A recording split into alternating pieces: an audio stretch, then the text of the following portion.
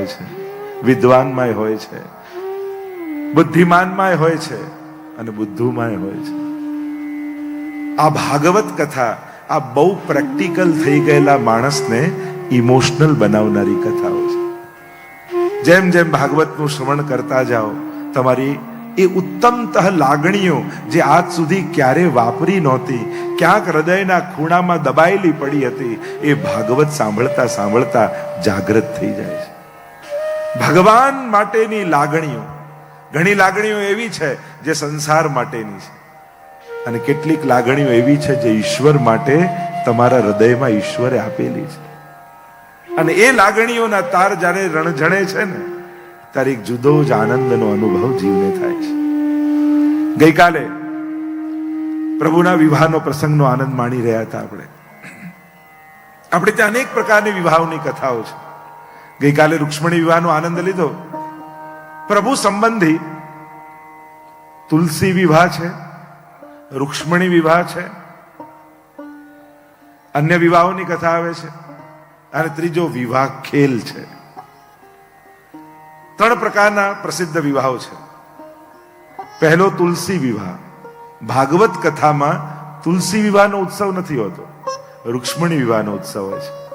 તુલસી વિવાહની આખી કથા જુદી છે. ભગવાન શાલિગ્રામજી બન્યા, શ્રાપ લાગ્યો, અને તુલસીજી સાથે એમના જે કથા આવે છે આખી. એ જ રીતે રૂક્ષ્મણી વિવાહ, અષ્ટપટરાણીઓ અને 16,000 કન્યાઓ સાથેના વિવાહ, જે ભાગવતમાં એનો ઉલ્લેખ છે, એ રૂક્ષ્મણી વિવાહનો પ્રસંગ છે. ત્રીજો છે વિવાહ ખેલ. આપણી હવેલીઓમાં વિવાહ ખેલના મનોરથ થાય, કારણ કે ઠાકોરજી માટે તો બધું ખેલ છે, લીલા છે. પ્રભુ માટે 16 સંસ્કારમાં સંસ્કાર રૂપ લગ્ન નથી, વિવાહ નથી. પ્રભુ માટે તો ખેલ રૂપ વિવાહ છે. તમે જો વ્રજયાત્રા કરી હોય ને, તો સંકેત વનમાં જ્યારે યાત્રા આવે ત્યાં ઠાકોરજીના વિવાહ ખેલનો મનોરથ થાય. ઠાકોરજી અને સ્વામીજીના વિવાહનો ઉત્સવ સ્વયં બ્રહ્માજીએ આવી અને વિવાહનો વિધિ કરાવી હતી. એવા પ્રકારનો આખો સુંદર મનોરથ વિવાહ ખેલનો કરવામાં આવે છે. તો આ બધા વિવાહના સૂક્ષ્મ ભેદો છે. ગઈકાલે ખૂબ ધામધૂમથી આનંદપૂર્વક આપણે વિવાહ ખેલના ઉત્સવને માણ્યો. રૂક્ષ્મણીજીનું હરણ કરીને પ્રભુએ વિવાહ કર્યા. આપણે પણ ઠાકોરજીને એ જ કહીએ કે પ્રભુ, અમને ઉપાડી જાઓ ને તો જ તમારા ભેગા આવી એમ છે. બાકી આ સંસારના બંધનો તો અમે છોડી શકીએ એમ નથી. અમારું હરણ કરી જાઓ તો જ પ્રભુ આ જીવ આવે. બાકી બધાને સંસારના એવા બંધનો દેખાતા નથી, પણ છતાંય બંધન છે. પેલો કહેતા ને, એક ગુરુ અને શિષ્ય જતા હતા. સામે એક ખેડૂત બળદને લઈને જતો હતો, દોરડું ગળામાં બાંધીને ખેંચીને લઈ જતો હતો. તો પેલા ગુરુએ કહ્યું શિષ્યને કે બતાવો કોણ કોનાથી બંધાયેલું છે. ત્યારે શિષ્યએ કહ્યું કે દોરડું ખેડૂતના હાથમાં છે અને પાછળ બળદ છે, એટલે બળદ ખેડૂતથી બંધાયેલો છે. ગુરુદેવે કહ્યું કે જા લાકડી લઈને બળદને મારી આવો. જ્યાં લાકડી મારી, પેલો દોરી છોડાઈને ભાગ્યો, અને એવો ભાગ્યો, અને પાછળ પાછળ પેલો ખેડૂત ઉભો રે કરીને બળદને પકડવા દોડે. ત્યારે ગુરુદેવે કહ્યું, જો પેલો તો દોરડી હાથમાં હતી તો પાછળ પાછળ આવતો હતો, ખેડૂત તો દોરડા વગર એની પાછળ પાછળ ભાગે છે. બંધન બળદને નથી, મોહનું બંધન ખેડૂતને છે. કારણ કે પેલો તો દોરડુંથી બંધાયેલો છે એટલે ભાગે છે, અને આ તો મોહથી બંધાયેલો છે. અને એટલા માટે મોહથી બંધાયેલા બંધનો વધારે બાંધનારા છે. દોરડાથી બંધાયેલો માણસ ક્યારેક ખુલીને ભાગી જાય, પણ જે મોહથી બંધાયા છે એમના બંધનો જલ્દી ખુલતા નથી. એમ જ મેં અરુ મોર તોર તે માયા. તુલસીદાસજીએ કહ્યું કે મારું અને તારું એ જ બંધનોથી આપણે બધા જ સંસારથી બંધાયેલા છે. પણ જ્યારે જીવનો સંબંધ ઈશ્વર સાથે થાય છે, જો આ વિવાહ છે ને, એ પણ બંધન કરતા સંબંધ વધારે છે. બંધન અને સંબંધમાં ફરક એટલો જ છે. આપણે એને બંધન માનીએ છીએ, ખરેખર એ સંબંધ છે. જ્યાં એકબીજાની લાગણીનો ઉપયોગ કરીને પોતાના સુખનો વિચાર થાય ને, એ બંધન. અને જ્યાં પોતાની લાગણીઓનો ભોગ આપી સામેવાળાને સુખી કરવાનો વિચાર હોય ને, એ સંબંધ છે. જેમ નાનકડી વેલ ઉગી હોય તો લાકડી રોપી અને વેલને બાંધી દઈએ લાકડી જોડે. આપણને એમ લાગે કે હમણાં તો ઉગી અને એને બાંધી દીધી, પણ લાકડી એનું બંધન નથી, એના વિકાસનો આધાર છે, એનો સંબંધ છે. એ લાકડીના ટેકે એ વેલનો ચોક્કસ દિશામાં વિકાસ થવાનો છે. આને કહેવાય સંબંધ. એમ જ આપણા અધૂરાપણાને બીજાના માધ્યમ થકી પૂર્ણ કરવું એ છે સંબંધ. એટલે જ કહેવાય છે કે દરેક વ્યક્તિ અધૂરો છે અને ક્યાંક ને ક્યાંક સંબંધો એને પૂરા કરતા હોય છે. એટલે જ આપણે ત્યાં વિવાહ આદિના સંસ્કારો છે, સંબંધો છે, અને સંબંધોની મહત્તા પરમાત્મા શીખવે છે. ભગવાન કૃષ્ણ આગળ આવશે, એક એક સંબંધોને નિભાવે છે પ્રભુ. આમ પ્રભુના વિવાહના ઉત્સવ કરવામાં આવ્યા અને આજે પણ આપણે ત્યાં જ્યારે જ્યારે આવા કોઈ મંગલ આદિ વિવાહ આદિના પ્રસંગો હોય, આપણા ઘરે આવતા હોય, ત્યારે ઠાકોરજીના વિવાહ ખેલ આદિના મનોરથો આપણે કરતા હોઈએ છીએ. આગળ અનેકવિધ પ્રકારની કથાઓના વર્ણન કરવામાં આવ્યા. પ્રદ્યુમ્નજીના પ્રાગટ્યની કથા આવી. પ્રભુના પુત્ર છે પ્રદ્યુમ્નજી, ચતુર્વ્યુહથી પરમાત્મા લીલા કરે છે. રતિ સાથે એમના વિવાહ થયા છે.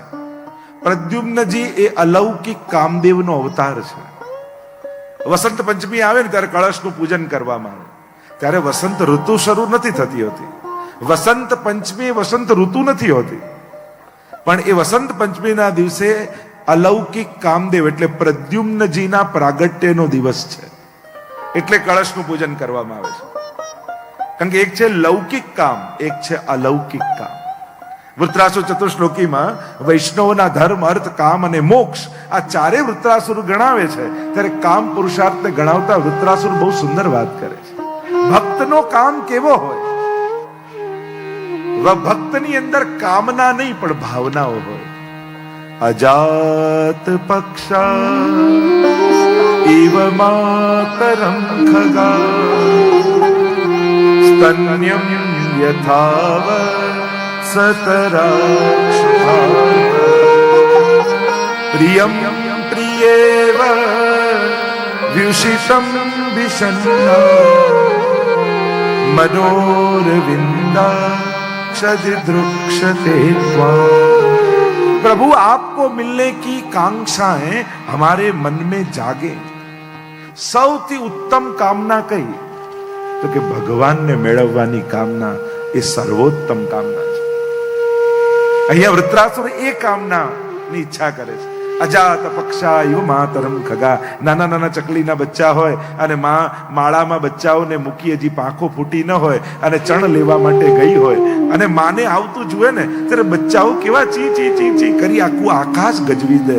એમ પ્રભુ આપને જોઈને મળવાની આવી લાલસા મારા મનમાં જાગે. સ્તન્યમ યથાવત સતરાક્ષુધાર્થા. જેમ વાછરડા હોય, વાછરડાને બાંધી રાખ્યું હોય, માને ગાયને ચરવા માટે ખેડૂત જંગલમાં લઈ ગયો હોય અને પાછી માને આવતી જુએ અને વાછરડાને ખેડૂત છોડે અને છોડે તો જોજો સીધું થનમાં મોઢું નહીં મારે, આજુબાજુ કૂદકાઓ મારશે વાછરડા. માને મળવાનો ઉત્સવ મનાવે છે. પ્રભુ આપને મળવાની આવી લાલસા મારા મનમાં જાગે. પણ થયું કે જ્યારે દૂધ પીવાનું બંધ કરે પછી માની ક્યાં રાહ જુએ છે. એટલે કહ્યું પ્રિયમ પ્રિયેવ વિષિતમ વિષન્ના. એક પ્રિયા જેમ પ્રિયતમની પ્રતીક્ષા કરતી રહે એ પ્રભુ સદાય હું આપની પ્રતીક્ષા કરતો રહું.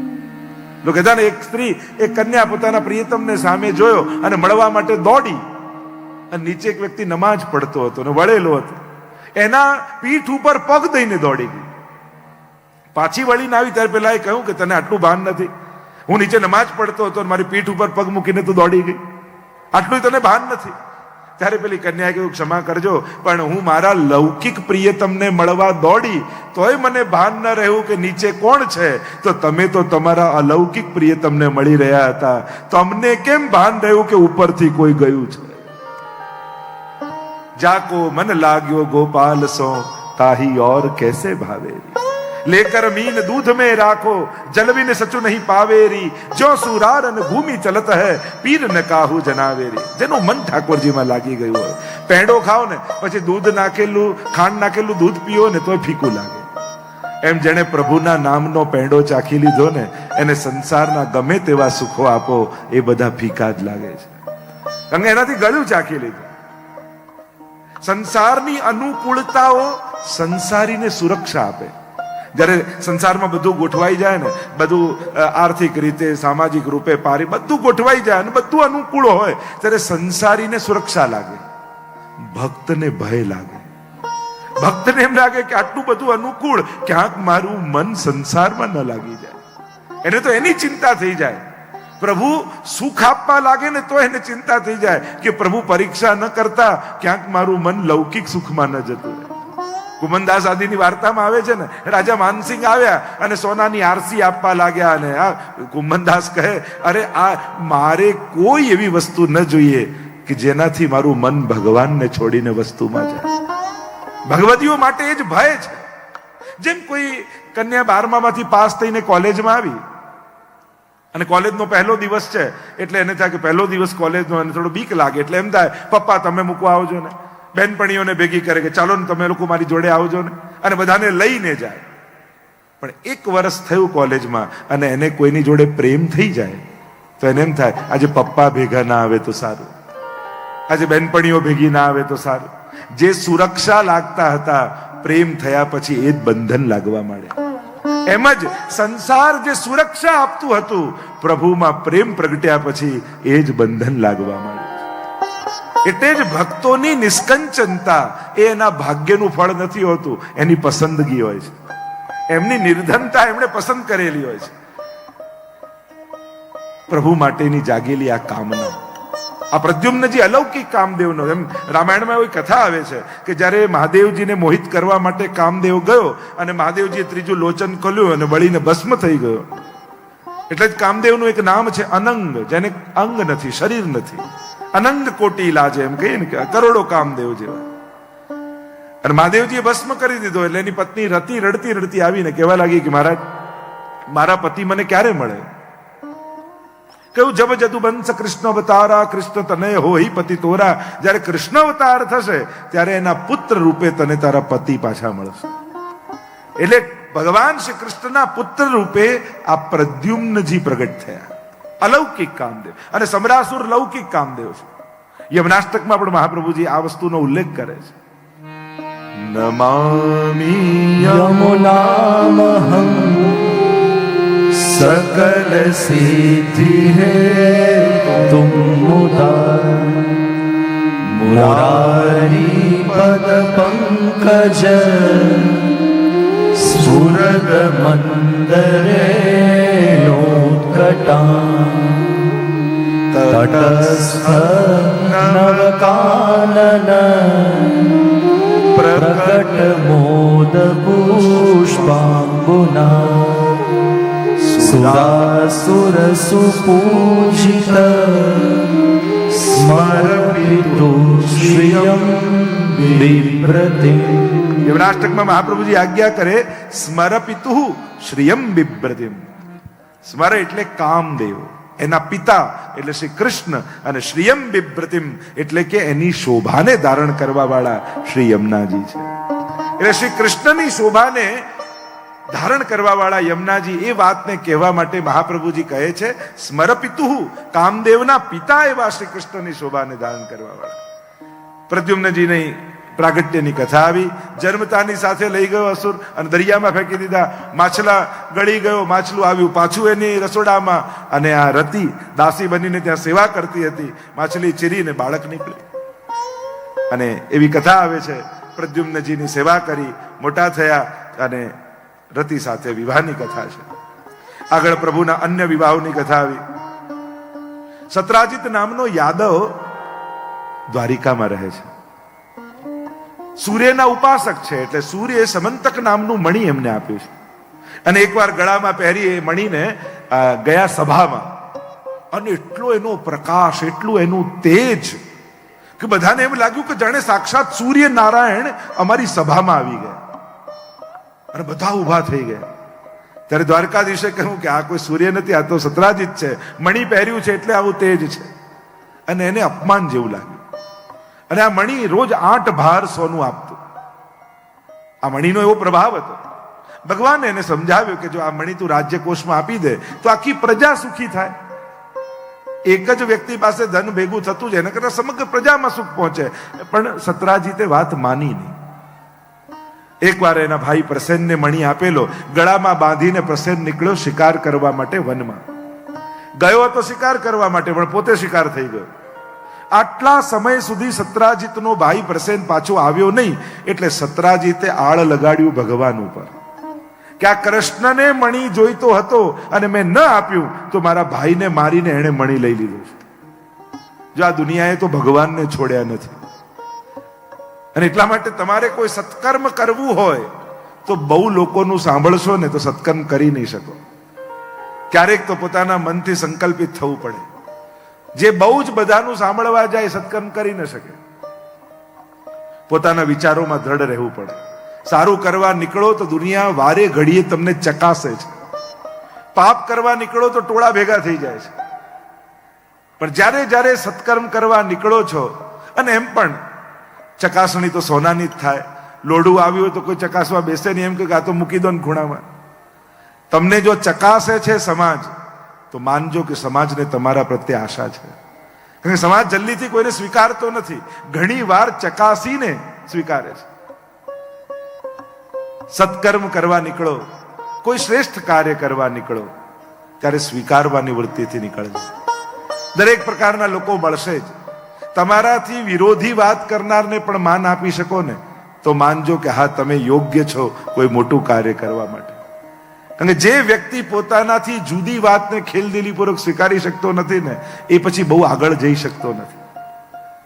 અને હા, તમે જો સાચા હશો, પ્રભાવી હશો, તો તમે તમારી વાત મનાવી પણ શકશો. અને એટલા માટે બહુ કહેવા કરતા આપણા જીવનથી લોકોને પ્રેરણા આપવી, આપણા કાર્યોથી લોકોને આપ્યો ઉપદેશ આપવા. કેવલ બોલેલું બહુ પહોંચતું નથી. જો ઘણા લોકો જીભથી બોલે અને ઘણા લોકો જીવનથી બોલે. જીભથી બોલેલું કાન સુધી પહોંચે છે અને જીવનથી બોલેલું દિલ સુધી પહોંચતું હોય છે. પોતાના જીવનના આચરણ દ્વારા આપણે વાત કરવી જોઈએ. અહીંયા પ્રભુને થયું કે હું ગમે તેટલું સમજાવવાની કોશિશ કરીશ, પણ આ માનશે નહીં. લાવ, હું પોતે જ મણીને શોધીને લાવું ને આને આપી દઉં. અને આમ વિચાર કરીને પ્રભુ પોતે શોધવા માટે નીકળ્યા. વનમાં નીકળ્યા અને બહુ આગળ ગયા તો ત્યાં પ્રસેનનો મૃતદેહ દેખાયો અને સિંહના પંજાના નિશાન હતા. એની પાછળ પાછળ ગયા તો સિંહનો મૃતદેહ દેખાયો, રીંછના પંજાના નિશાન હતા. ભગવાન એની પાછળ પાછળ ગયા. તમે રાણાવાવ જાઓ ને, ત્યાં જાંબુવાનજીની ગુફા છે અને ત્યાં અંદર પ્રવેશ, ભયંકર અંધારું, અને એક રીંછે તરાપ મારી. ભયંકર યુદ્ધ થયું પરમાત્મા સાથે. આટલા દિવસ સુધી ટકી ગયા એટલે જાંબુવાનજીને થયું કે આ ભગવાન સિવાય બીજું કોઈ ના હોય કે મારી સાથે આટલું ટકી શકે. જ્ઞાન થયું ભગવાનનું. વાત કરી કે આ રીતે મણીને શોધવા નીકળ્યો છું. જોયું તો જાંબુવતીજી મણી સાથે ખેલી રહ્યા હતા. ત્યારે જાંબુવાનજીએ કહ્યું, આ મણી તો રાખો, પણ મારા સંસારનો મણી જાંબુવતી, એની સાથે વિવાહ કરો. પ્રભુના જાંબુવતી સાથે વિવાહ થયા છે. મણી લઈને પ્રભુ આવ્યા છે. સત્રાજીતને મણી આપ્યું ને બધું વૃત્તાંત કહ્યું કે આ મણી તો રાખો, પણ સત્યભામાજી સાથે વિવાહ કરો. મેં ગઈકાલે જ કહ્યું હતું, આ નવધા ભક્તિ એ પ્રભુના નવ વિવાહ છે. રૂક્ષ્મણીજી સાથે શ્રવણ ભક્તિથી શરૂ થયું અને 16,000 કન્યાઓ સાથે આત્મનિવેદન ભક્તિ, અને આમ નવધા ભક્તિના વિવાહના ઘટનાઓ પ્રસંગો આવે છે. સત્યભામાજી સાથે પ્રભુના વિવાહ થયા. અન્ય વિવાહોની કથા આવી. સત્યા, ભદ્રા, લક્ષ્મણા, કાલિંદી આદિ આદિ અષ્ટપટરાણીઓ થયા. ભૂમિ, રાપો, નલો, વાયુ, ખમ, મનો, બુદ્ધિ રેવચ અહંકાર ઇત્યમ મે ભિન્ના પ્રકૃતિ અષ્ટધા. આ અષ્ટધા પ્રકૃતિ છે જે પરમાત્માને વરે છે. આગળ અન્ય કથાઓની વિવાહ. ભૌમાસુરે 16,000 કન્યાઓને કેદ કરીને રાખી છે. વિનંતી પહોંચાડી છે પ્રભુને, અમને મુક્ત કરાવો. પ્રભુ ગરુડ પર સવાર થઈને પધાર્યા. ચારે બાજુ પાણી અને વચ્ચે આ નરકાસુરનો, ભૌમાસુરનો કિલ્લો હતો. 16,000 કન્યાઓને કેદ કરીને રાખી હતી અને મૂર નામના દૈત્યને એની રક્ષા માટે રાખ્યો હતો. ભગવાને મૂરને માર્યો અને પ્રભુનું નામ પડ્યું. બોલો મુરારી ભગવાન કી જય. 16,000 કન્યાઓને મુક્ત કરી છે. તમે તમારા ઘરે જાઓ. હાથ જોડીને કન્યાઓ કહેવા લાગી કે પ્રભુ, એક રાત્રિ પણ કન્યા એકલી રહી જાય તો આ સંસારની નિંદા કરે છે. અમે તો આટલા સમયથી આ અસુરની કેદમાં છીએ. આપ અમને સંસારમાં મોકલશો ને, પરિવારમાં મોકલશો તો સંસાર અમારો સ્વીકાર નહીં કરે. અમારે બહુ બધું સહન કરવાનું આવશે. અને ત્યાં જઈને આત્મઘાત કરી લઈએ એના કરતા આપની સામે જ મરી જઈએ. આપ અમારો સ્વીકાર કરો, નહીં તો આપ અમને ઘરે મોકલશો તો અમારું જીવવું દુષ્કર કરી નાખશે સમાજ. આ સમાજ જલ્દી કોઈને ક્ષમા નથી કરતો. અહીંયા બધી 16,000 કન્યાઓ પ્રભુના શરણમાં પડી છે અને ત્યારે પ્રભુ ઈચ્છત તો 16,000 કન્યાઓને દાસી બનાવીને રાખી શકત, પણ પ્રભુએ 16,000 રૂપ ધારણ કર્યા અને એક જ મુહૂર્તમાં 16,000 કન્યાઓ સાથે વિવાહ કર્યા છે. આ વેદની 16,000 ઋચાઓ છે જે ભગવાનને વરી રહી છે. આધ્યાત્મિક અર્થ એનો છે. આગળ બલરામજી દ્વારા રૂકમીના વધની કથા આવી, ઉષા અનિરુદ્ધ વિવાહની કથા આવી, નૃગરાજાની કથા આવી. આ નૃગરાજા એટલો મોટો દાની હતો, વર્ષાની બૂંદો હોય એટલી ગાયોના દાન કર્યા હતા. એકવાર એક બ્રાહ્મણને ગાયોનું દાન કર્યું, રાત્રિના સમયે એની ગૌશાળામાંથી પાછી રાજાની ગૌશાળામાં ગાય આવી ગઈ અને બીજા દિવસે રાજાએ બીજાને દાન કરી દીધું. હવે બંને બ્રાહ્મણો વચ્ચે એવો ઝઘડો થયો, પેલો કે મને આપી છે, કે મને આપી છે, અને એમના ઝઘડામાં આ નૃગરાજાને શ્રાપ લાગ્યો અને કાચિંડો બનીને કૂવામાં પડ્યા છે. યાદવના બાળકો રમતા રમતા બગીચામાં આવ્યા, જોયે તો કૂવામાં કાચિંડો છે. જળ ચાટ્યું, દિવ્ય પુરુષ પ્રગટ થયો ને ત્યારે પોતાનું વૃત્તાંત કહ્યું કે આવો દાતા હોવા છતાં દાન આપવામાં વિવેક મેં ન રાખ્યો તો આમ થયું. એટલે જ આપણા શાસ્ત્રો વિવેક બતાવે છે. શ્રદ્ધયા દેયમ, અશ્રદ્ધયા દેયમ, શ્રિયા દેયમ, રિયા દેયમ, ભિયા દેયમ, સંવિદા દેયમ. દાન આપવામાં અને દાન લેવામાં બંનેમાં જાગૃત રહેવું. દાન આપવામાં તો વિચારીએ, ગમે તેનું લેવું પણ નહીં. લેવામાં 1000 વાર વિચાર કરો. આવતી દરેક વસ્તુ લાભકારક જ હોય જરૂરી નથી હોતું. અને દાનમાં પણ એ વિવેક સાથે રાખવું કે તમે આપી રહ્યા છો તો સંવિદા દેયમ, સમજપૂર્વક આપો. યોગ્ય જગ્યાએ તો આપી રહ્યા છો ને, યોગ્ય વ્યક્તિના હાથમાં આપી રહ્યા છો ને, એનો સદુપયોગ તો થશે કે નહીં? કારણ કે એના તમારા આપેલા દ્રવ્યથી કાંઈ ખોટું થાય છે તો તમે પણ સહભાગી થઈ જાઓ છો. રિયાદેયમ, શરમપૂર્વક આપો. લોકો એમ સમજે કે હું આપી રહ્યો છું, આપનારો તો ઠાકોરજી છે. લોગ ભરમ હમ પર કરે યા વિધ નીચે ને. રહીમજીએ કહ્યું ને કે આપે છે ભગવાન, પણ લોકોને એમ થાય કે હું આપું છું એટલે શરમથી મારું મસ્તક ઝૂકી જાય છે. ભિયાદેયમ, ભયથી આપો. ક્યાંક મને આપવાનો અહંકાર ના આવી જાય એ ડર સાથે આપો. દાન, ભોગ અને નાશ 3 જ ગતિએ બતાવી છે ધનની. કાં આપો, કાં ભોગવો, કાં એનો નાશ થશે. અને એટલા માટે 1 વર્ષ સુધી જે વસ્તુ ઘરમાં ન વપરાય ને તો સમજી લો એ તમારા કામની નથી અને આપી દો. એનો નાશ થાય એના કરતા કોઈ ઉપયોગ કરે સારું. ઘણી વાર લોકો એવા ગાદલા ને વાસણ ને ઘરમાં સંગ્રહી રાખે, દીકરાના લગ્ન હશે ત્યારે કાઢીશું. દીકરો ચોખ્ખું કે મારા લગ્નમાં એકે વસ્તુ કાઢતા નહીં બા. લોકો ઘર ભરી રાખે અને હવે કોઈ વાપરવાનું નથી. એટલે નાશ થાય એના કરતા આપી દેવું સારું. બગાડ થાય એના કરતા વિનિયોગ કરવો સારો. એટલે ખૂબ વિવેક રાખો. સંગ્રહ એટલું જ રાખવું છે ઉપયોગમાં આવવાનું હોય. 3 જ ગતિ છે. દાન, કાં આપો, કાં ભોગવી લો, કાં એનો નાશ થઈ જશે. એટલે દાન આપવામાં અતિશય વિવેક, દાન લેવામાં પણ વિવેક. કોઈ પણ આપણે સારી સંસ્થાઓમાં એ કામ કરતા હોઈએ તો સંસ્થાવાળાએ પણ વિવેક રાખવો જોઈએ કે ઓછામાં ઓછો વહીવટી ખર્ચ કરી જેના માટે દાન મળ્યું છે એના માટે જ એ વસ્તુ વપરાય. એ આપણો પ્રયાસ હોવો જોઈએ. લોકોએ જે ભાવનાથી અને જે ઉદ્દેશ્ય માટે આપ્યું હોય એ જ ઉદ્દેશ્યમાં એનો વિનિયોગ થવો જોઈએ, એ સંકલ્પ સાથે. અને જો ન કરી શકવાના હો તો પાછું આપી દો સમાજને. પણ કડવા અનુભવો સમાજને ન કરાવો જેથી સમાજ દાન આપતા અટકી જાય. કારણ કે જ્યારે સંસ્થાઓ, સમાજ, શ્રેષ્ઠીઓ કડવા અનુભવો પુણ્ય અને સત્કર્મ માટે સમાજને કરાવે છે ને ત્યારે સમાજને સત્કર્મ પ્રત્યે અભાવ પેદા થાય છે. એટલા માટે ખૂબ વિચારો. ઘણી વાર એવી પત્રિકાઓ છપાય, આમ બનશે, આમ થશે, આમ થશે, પરિણામ કાંઈ ન હોય. લોકો વર્ષો પ્રતીક્ષા કરતા રહે. સાવધાન રહો. આનાથી સમાજમાં પુણ્ય કરવાની ઈચ્છાઓ ઘટે છે. આનાથી સમાજમાં સારી સંસ્થાઓ માટે વિશ્વાસ ઘટે છે. જો નથી થવાનું હતું તો સ્વીકારી લો કે હા હવે પોસિબલ નથી, હવે નહીં થઈ શકે.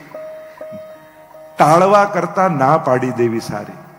પણ સમાજને એવા કડવા અનુભવો ન કરાવો જેથી સમાજ પુણ્ય કરતા ખચકાય, રોકાય.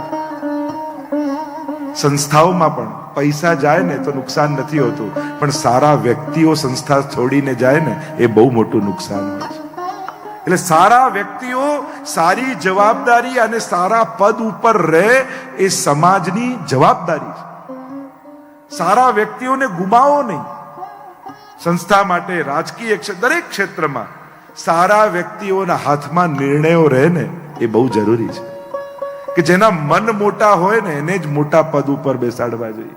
નાના મનવાળા જ્યારે મોટા પદ પર બેસી જાય છે ને ત્યારે સમાજને બહુ મોટું નુકસાન થતું હોય છે. એટલા માટે સમાજે એ વિચારવું જોઈએ કે યોગ્ય વ્યક્તિઓ યોગ્ય સ્થાને રહે અને એને પ્રોત્સાહિત તમે કેમ કરી શકો. જો ખાલી ઈમાનદાર હોવું જ પૂરતું નથી, કાર્ય કરવાની કુશળતા હોવી એ પણ જરૂરી છે. વચ્ચે એકવાર એક ડ્રાઈવરને લઈને, અમે ડ્રાઈવરની જરૂર હતી ને, કે જે આ તો બ્રાહ્મણ છે, બધા શ્લોકો આવડે છે, બધા કર્મકાંડ. મેં મારે બ્રાહ્મણ કરપણું નથી કરાવવું, કાર ચલાવવી છે.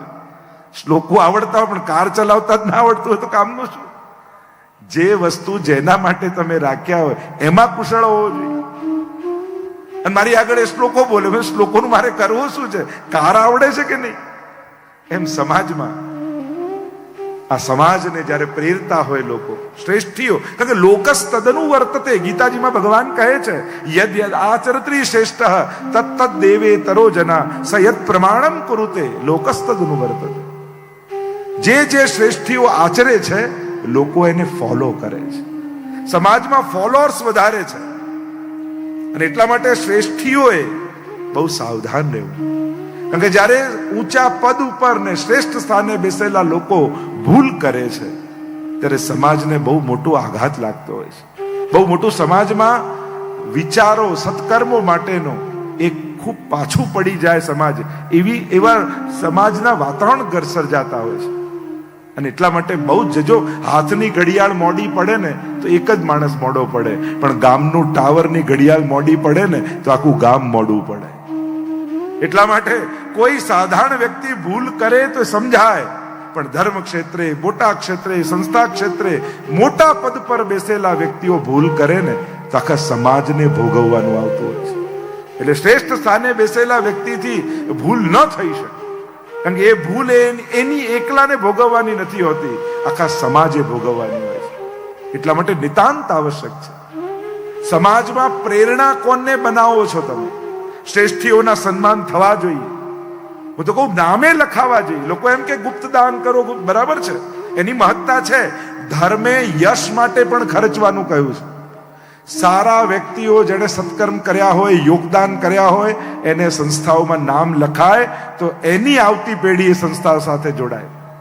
તમે પ્રેરણાઓ જ ખતમ કરી દેશો સમાજમાંથી તો તમારી આવતી જનરેશન ફોલો કોને કરશે? એટલે સારા વ્યક્તિઓના નામ સંસ્થાઓમાં, આજે હોસ્પિટલોમાં, સ્કૂલોમાં, મંદિરોમાં નામ જોઈએ તો છોકરાઓને એમ થાય જો અમારા વડીલો આ કરી ગયા તો અમારે પણ આ બધું કરવું જોઈએ. આ વ્યક્તિઓ આવા સત્કર્મો કરીને ગયા છે તો સમાજને પ્રેરણા મળે કે જો કેવા શ્રેષ્ઠીઓ કેવું સુંદર કામ ગામ માટે કરી ગયા, લાવ અમે પણ આ બધું કરી. ક્યાંક બધી જ વખતે યશ કીર્તિ માટે નામ નથી હોતા. આવતી પેઢીને પ્રેરણા માટે પણ શ્રેષ્ઠીઓના નામ લખાવવા જોઈએ, જેથી આવતી પેઢીને પ્રેરણા મળે. આપણે બસ નામ નહીં, નામ, બધું કઈ યશ કીર્તિ માટે જ નથી. જેણે સમાજ માટે શ્રેષ્ઠ કામ કર્યું છે, સમાજે જવાબદારી રાખવી જોઈએ કે એવા વ્યક્તિઓના નામ ભૂલાઈ ન જાય. એ સમાજની જવાબદારી છે કે આવતી જનરેશન આવે છે એને પુસ્તકો, રામાયણ, ભાગવત, મહાભારતના પ્રેરણા સ્તોત્રો નથી જોઈતા, એના એક્ઝામ્પલ નથી જોઈતા, એને સમાજના વ્યક્તિઓ જોવા છે. એની આગળ કયો વ્યક્તિ સત્કર્મ કરે છે એને જોઈને પ્રેરાય છે. અને એટલા માટે સમાજે જવાબદારી રાખવી, એવા વ્યક્તિઓના સન્માન થવા જોઈએ, અભિવાદન થવા જોઈએ. કારણ કે જ્યારથી ભારતની પ્રેરણાઓ નબળી પડીને ત્યારથી સમાજ પણ નબળાઈ તરફ જવા લાગે. તમે આથી 2-5 હજાર વર્ષ પહેલા જુઓ, અવતારો આવ્યા, સમાજને પ્રેરણા મળી, કૃષ્ણ ને રામ આવ્યા. પછી આચાર્યો આવ્યા, ઋષિઓ આવ્યા, સમાજને પ્રેરણા મળી, યુવાનને એમ થયું આવા ઋષિ જેવા મારે થવું છે. પછી શ્રેષ્ઠ રાજાઓ આવ્યા ભારત વર્ષના, લોકોને પ્રેરણા મળી મારે આવા રાજા જેવા કર્મઠ બનવું છે. પછી સમાજ સુધારકો આવ્યા કે જેણે સમાજના દૂષણોને દૂર કર્યા, સમાજને પ્રેરણા મળી મારે આવા થવું છે. પછી શ્રેષ્ઠ નેતાઓ આવ્યા અને શ્રેષ્ઠ નેતાઓ 100 વર્ષ પહેલા મળ્યા, સમાજને પ્રેરણા મળી કે આપણે આ રીતે જીવવું છે. પણ છેલ્લા 50-60 વર્ષમાં કેવલ હીરો હિરોઈન ને એવા લોકોને જોઈ, શ્રેષ્ઠ એમાં પણ શ્રેષ્ઠ લોકો હોય છે, મહેનત કરનારા લોકો, પણ નબળી પ્રેરણાઓ સમાજ, કોના જેવું થવું છે, મારા હીરો જેવા થવું, મારા હિરોઈન જેવા થવું. અને જ્યારે પ્રેરણાઓ નબળી થવા લાગે ને સમાજમાં, તો આખો સમાજ નબળાઈ તરફ જવા લાગે. પછી કેવલ સજવા ધજવામાં જ રહી જાય, પણ ભોગ આપીને સમાજના ઉત્થાન કરવાના પ્રયાસો, એ પ્રેરણાઓ જતી રહે. હું તો કહું આજે પણ સમાજમાં શ્રેષ્ઠ બિઝનેસમેન હોય, શ્રેષ્ઠ સ્પોર્ટ્સમેન હોય, એક ક્ષેત્રમાં પણ, ખાલી ધર્મ ક્ષેત્રની વાત નથી, જે ક્ષેત્રના શ્રેષ્ઠીઓ હોય, સમાજને એની પ્રેરણા આપવી જોઈએ કે જો આપણા સમાજમાંથી આ વ્યક્તિ આવા કામ કરે છે. જ્યારે આપણે જ આપણા સમાજમાં સફળતાઓના વિરોધી યુવાનોને બનાવી દઈશું, ત્યારે એ લોકો કોઈની પ્રેરણા જ નહીં લઈ શકે. સુખી લોકોના વિરોધી બનાવી દઈશું સમાજને, તો સમાજને સુખી થવાની પ્રેરણા જ નહીં મળે. સમાજમાં જે મહેનત કરીને આગળ ગયો છે એને પ્રેરણા સ્ત્રોત બનાવો. અને સમાજમાં બેંક એકાઉન્ટ જોઈને જ સન્માન ને, આપણે સામાજિક સંસ્થા હોય, જ્ઞાતિની સંસ્થા હોય, તો એનો બેઝ સામાજિક છે. તો શ્રેષ્ઠ પિતાનો એવોર્ડ હોવો જોઈએ, શ્રેષ્ઠ માતાનો એવોર્ડ હોવો જોઈએ, શ્રેષ્ઠ સસુરનો એવોર્ડ હોવો જોઈએ, અને શ્રેષ્ઠ વહુનો એવોર્ડ રાખવો જોઈએ. કારણ આપણે પ્રેરણા આપી છે સમાજ. તમારે જે પ્રેરણા આપી છે, તમે કેવલ બિઝનેસ અને ભણતર એટલા પૂરતું તો પ્રેરો જ છો.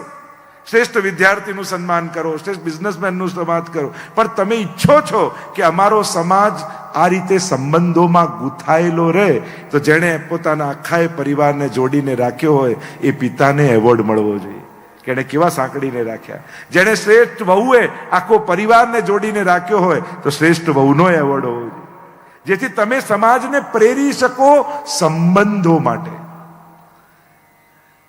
આપણે કઈ સંબંધો તૂટી રહ્યા છે, લોકો છૂટા થઈ રહ્યા, પણ આપણે પ્રેરણા આપીએ છીએ કે ભેગા રહે, સાથે રહે. એના માટેના કોઈ એવોર્ડ ખરા? એના માટેના કોઈ ઇનામ ખરા? એના માટેની કોઈ પ્રેરણા ખરી?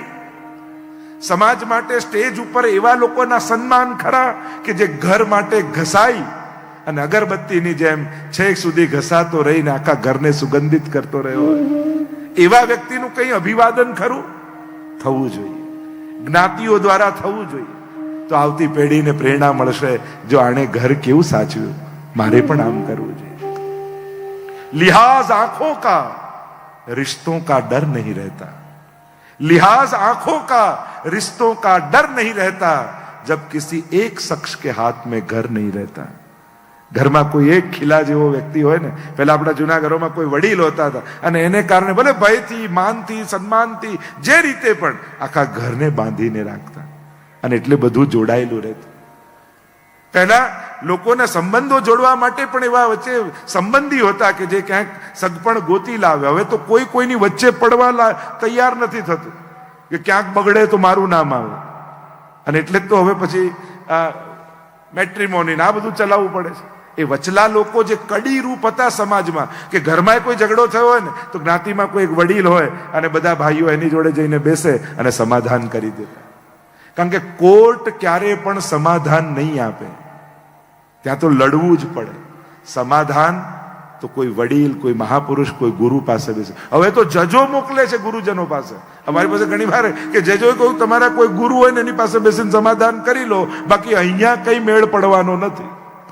અને એટલા માટે આવા છત્ર જેવા લોકો સમાજમાં ઘટી ગયા છે. એટલે હવે રડવું કોના ખભે, એ ખભા જ મળતા નથી. એ ખભાઓ જતા રહ્યા કે જ્યાં માણસ દિલ ખોલીને વાત કરી શકે. અને એવી કડીઓ ફરી ઊભી થાય સમાજમાં, એ જરૂરી છે. અહીંયા જે ચર્ચા આપણે કરી રહ્યા છે, દાનની ચર્ચા કરી રહ્યા હતા, તો દાન, ભોગ અને નાશ. લક્ષ્મી જોડે 3 સંબંધ હોય વ્યક્તિના: દીકરી જેવો, પત્ની જેવો ને માં જેવો.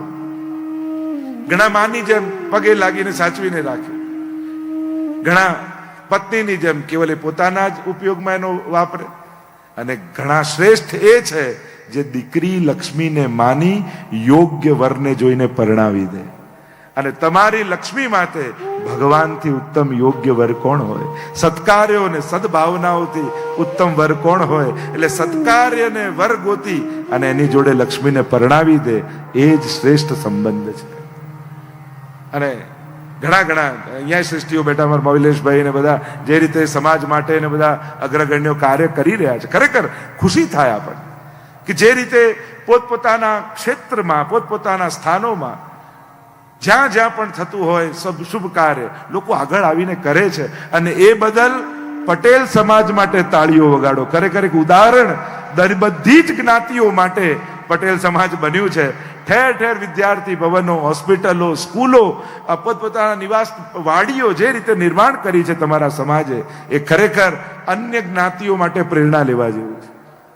ભલે રહેતા ગમે ત્યાં હોય, પણ કોઈ પણ ગામમાં બનતું હોય ને તો ત્યાં એમ ન માને આ તો પેલા ગામનું, અરે મારા ભાઈઓનું કામ છે, બધા જોડાઈ જાય છે. હમણાં શૈલેષભાઈ કહેતા હતા એક સુંદર હોસ્પિટલ, કેન્સર હોસ્પિટલ બનાવવાનો આખો એક વિચાર, તો કેટલું અદ્ભુત કાર્ય થઈ રહ્યું છે. અને આવા જ્યારે જ્યારે કાર્યો થાય ત્યારે આખા સમાજે એમાં જોડાઈ અને સર્વના ઉત્થાન માટેના કાર્યોમાં જોડાવું જોઈએ. તો દાન, ભોગ અને નાશ જેની વાત આપણે કરી રહ્યા છીએ, નગરાજાના ઉદ્ધારની કથા આવી, આગળ નારદજી દ્વારા પ્રભુના ગૃહસ્થાશ્રમ દર્શનની કથા આવી. નારદજીને એમ થયું કે આ 5 લોકો પરિવારના એક સાથે એક ઘરમાં પ્રેમથી રહી નથી શકતા, તો ઠાકોરજીનો આટલો મોટો પરિવાર, તો આ બધા ભેગા કઈ રીતે રહેતા હશે? 16,008 પ્રભુના વિવાહ, તો પ્રભુ એમના પરિવાર જોડે કઈ રીતે રહેતા હશે? લાવ જઈને જોઉં તો ખરા. ઘણા લોકોને બીજાના ઘરમાં ડોક્યું કરવાની બહુ આદત હોય, અને હવે તો એની બારી પણ મળી ગઈ. આપણા ઘરે બેઠા બેઠા બીજાના ઘરમાં ડોક્યું કરવાની બારીનું નામ છે ફેસબુક. ઘરે બેઠા બેઠા ત્યાં શું ચાલે છે એ જોયા કરે. એટલે હવે સુખી દેખાવાનું પ્રેશર બહુ વધી ગયું છે. પહેલા લોકો સુખી થવા માટે મહેનત કરતા હતા, હવે સુખી દેખાવા માટે મહેનત કરે છે કે બધાને એમ લાગે કે આપણે બહુ સુખી છીએ, અને બીજા એકબીજાનું સુખ. એટલે જ હું કહેતો, સુખી થવું એ કોઈ ગુનો નથી, એ કોઈ દોષ નથી, પણ સુખનું પ્રદર્શન કરવાનું ટાળજો. મેં એ દિવસે સુખ ભોગવવાની ના નથી, પણ એવી રીતે ને એવી જગ્યાએ ન ભોગવતા કે કોઈને એના દુઃખની યાદ આવે. જમો એનો ના નથી, પણ એવી જગ્યાએ ઉભા રહીને ન ખાતા કે કોઈને એની ભૂખ યાદ આવે. આપણા સુખ એ કોઈના દુઃખના કારણ ન બની જાય, બસ એની સાવધાની રાખો. બાકી તો ધર્મ તો ઈચ્છે જ છે કે બધા જ સુખી થાય. અને એટલા માટે ઝૂંપડામાં ગરીબને ત્યાં આપણે ખાઈને આવીએ એના કરતા એ ગરીબ આપણા ઘરની થાળી ખાય ને એ વધારે શ્રેષ્ઠ છે. એટલે આપણે ગરીબને રાજી કરવા એને ત્યાં, એના કરતા એને આપણા ઘરે બોલાવીને 56 ભોગ ખવડાવીએ વધારે છે. તો આપણો તો ઈચ્છીએ એમ છે કે આપણો આખો સમાજ સુખી થાય. ધર્મ સુખની સાથે છે. સુખસ્ય મૂલમ ધર્મ, ચાણક્ય નીતિનું પ્રથમ સૂત્ર છે. સુખનું મૂળ ધર્મમાં છે. એટલે સુખનું કારણ ધર્મ બનવું જોઈએ. એટલે પ્રયાસ એ થવો જોઈએ, કોશિશ એ થવી જોઈએ. અને એટલા માટે અહીંયા નારદજી પ્રભુનું ગૃહસ્થાશ્રમ જોવા માટે આવ્યા. એક એક મહેલમાં જાય, જુએ તો ક્યાંક પ્રભુ હિંડોળે ઝૂલી રહ્યા છે, ક્યાંક બાળકો સાથે રમી રહ્યા છે, ક્યાંક પત્નીના શણગાર કરી રહ્યા છે. દરેક ઘરમાં જઈને જુએ તો પ્રભુ બધે આનંદ કરાવી રહ્યા છે. આ જ કૃષ્ણ તત્વની શ્રેષ્ઠતા છે. એટલે એવું કહેતો, સંન્યાસી જેટલા જોઈતા હતા ને એટલા થઈ ગયા છે. હવે વધારે સંન્યાસીની જરૂર નથી, હવે સારા ગ્રહસ્થીઓની જરૂર છે દુનિયામાં. સારા પિતાની, સારી માતાની, સારા પતિની, સારા બહુની, સારા સંસારીઓની દુનિયાને નિતાંત આવશ્યકતા છે કે આદર્શ સંસાર જીવી અને સંસારને શ્રેષ્ઠ બનાવીએ, સંબંધોની મહત્તા વધારીએ. અમારા ઠાકોરજીએ સંબંધોથી ભાગવાનું નથી શીખવાડ્યું, સંબંધોને નિભાવતા શીખવાડ્યું. અને એક કૃષ્ણ એવો છે જેને આપણે સંબંધોથી પ્રેમ કરીએ છીએ. કૃષ્ણ કેવો છે? એને સંબંધ, ત્વમેવ માતા ચ પિતા ત્વમેવ બંધુ ચ સખા ત્વમેવ. સંસારના સંબંધો, આપણે ભક્ત અને ભગવાનના સંબંધોને કદાચ જાણતા નથી, પણ સંસારના જે સંબંધો છે ને એ ભાવથી પણ ભગવાન જોડે મન લગાડશો ને તો ભગવાન ઉદ્ધાર કરી દેશે. અહીંયા પ્રભુના એક એક પરિવારમાં જઈને દર્શન કર્યા છે અને બધે નારદજી જુએ કે ઠાકોરજીએ બધાને રાજી રાખ્યા છે. કારણ કે સંસારની તકલીફ એ છે કે જેણે મોટા મોટા સંગઠનો ઉભા કર્યા એ પણ ઘરના 5ને ભેગા નથી રાખી શક્યા. ચેલેન્જ બહાર નથી હોતી, ચેલેન્જ તો ઘરમાં જ હોય છે. એ ઘરના 5 લોકોની સાથે પ્રેમથી રહેવું ને એમાં જ માણસની પરીક્ષા છે. અઘરું છે. ઘરના 5ને પ્રેમથી ભેગા રાખવા એમાં જ માણસની પરીક્ષા હોય છે. બહાર તો બધે જ સારા થઈને ફરીએ છીએ, પણ જ્યારે ઠાકોરજી આપણને શીખવાડે છે કે આ કેવલ તારા સંબંધી નથી, ઠાકોરજીના આપેલા વૈષ્ણવ છે. તું કેવલ ઘરના લોકોને જમાડતી વખતે એવો ભાવ રાખ ને કે મારા ઠાકોરજી આપેલા 4 વૈષ્ણવને જમાડું છું, તો 400 બ્રાહ્મણોને જમાડવાનું પુણ્ય ઘરે જ છે. આપણે ત્યાં તો એક વૈષ્ણવ બરાબર 100 બ્રાહ્મણને જમાડ્યાનું પુણ્ય. તો રોજ 400 બ્રાહ્મણનું પુણ્ય ઘરે જ મળી જાય. પણ ઘણા તો જમવા બેઠા હોય ને શરૂ થાય, કારણ કે એમ તો હાથમાં આવે નહીં. અને એટલા માટે પારિવારિક સૌહાર્દ વધે એ બહુ જરૂરી છે. વિશ્વ શાંતિ માટે પારિવારિક શાંતિ જરૂરી છે. આપણે એમ કહીએ કે રશિયાએ યુક્રેન પર હુમલો ના કરવો જોઈએ, આક્રમણ ન. અરે તું ઘરે બેઠા બેઠા બધા પર હુમલા કરે છે, એનું કાંઈ નહીં. ખાલી સ્તરની જ ફરક છે ને. એને એ લેવલ પર છે એટલે એ લેવલ પર હુમલો કરે છે, આપણે આપણા લેવલ પર હુમલાઓ કરીએ છીએ. અને એટલા માટે સહન કરતા શીખો. એટલે ચાઇનીઝ એવા પ્રસંગમાં આવે કે એ લોકોનું 100 જણાનો પરિવાર એક સાથે રહે. એ 100 વર્ષનો જે વડીલ થયો એને પત્રકારોએ પૂછ્યું કે રાજ શું છે? 5 જણા પ્રેમથી નથી, તું 100 જણાને ભેગા કઈ રીતે રાખે છે? કંઈક અમને લખી આપ. એને 3 શબ્દ લખ્યું સહનશીલતા, સહનશીલતા, સહનશીલતા. સહન કરવાની તૈયારી હોય ને તો જ ભેગા રહી શકાય. બાકી મોટી મોટી વાતો સ્ટેજ પર ઉભા રહીને કરવી સહેલી છે, ઉપદેશો આપવા સહેલા છે, પણ ઘરમાં બધાને સાજો. હું તો મારું જ ઉદાહરણ આપું. અમે વિશ્વભરમાં બધે હવેલી નાટું ચલાવીએ, પણ અમે 3 ભાઈઓ હજી અમારા પિતાશ્રી સાથે રહીએ છીએ, બાળકો સાથે. મોટી મોટી વાતો દુનિયામાં ઉપદેશ કરવા સહેલા હોય છે. આમ કરવું જોઈએ, આમ થવું જોઈએ, આમ મોટા મોટા સંગઠનો ઉભા કરવા સહેલા હોય છે દુનિયામાં. પણ સ્વજનોની સાથે રહેવા માટે મન મોટા જોઈએ. જ્યાં બધા જ હકની વાત કરતા હોય ને એ પરિવારમાં ભેગા ન રહી શકાય. જ્યાં બધા કર્તવ્યો અને ફરજોની વાત કરતા હોય ને ત્યાં જ બધા ભેગા રહી શકે. પહેલા ફરજ નિભાવો, પછી હકની વાત કરો. પહેલા આપણે આપણી ફરજ, પુત્ર તરીકે, દીકરા તરીકેની ફરજ નિભાવી હોય ને એ જ દીકરા તરીકેનો હક માંગી શકે. પણ ફરજ જ ન નિભાવે ને હક માંગવા જાય તો એ ખોટો પડે. પત્રકારે એકવાર ગાંધીજીને પૂછ્યું હતું કે હક વધારે મહત્વનો કે ફરજ વધારે મહત્વની? ગાંધીજી બહુ સુંદર ઉત્તર આપ્યો હતો કે જો બધા પોતપોતાની ફરજ ઈમાનદારીથી નિભાવે ને તો બધાના હક આપમેળે સચવાઈ જાય. પણ આપણે જ્યારે ફરજ નિભાવવાની વાત નથી વિચારતા અને હક માંગવા આવીએ છીએ ને ત્યારે નબળા પડીએ છીએ, નુકસાન કરીએ છીએ. અહીંયા પ્રભુના ગ્રહસ્થાશ્રમના દર્શનની કથા આવી. નારદજીએ ગ્રહસ્થાશ્રમના દર્શન કર્યા છે અને પ્રભુ બધાને પ્રસન્ન રાખે છે. આગળ જરાસંઘ ઉદ્ધારની કથા આવી. યુધિષ્ઠિર દ્વારા શિશુપાલ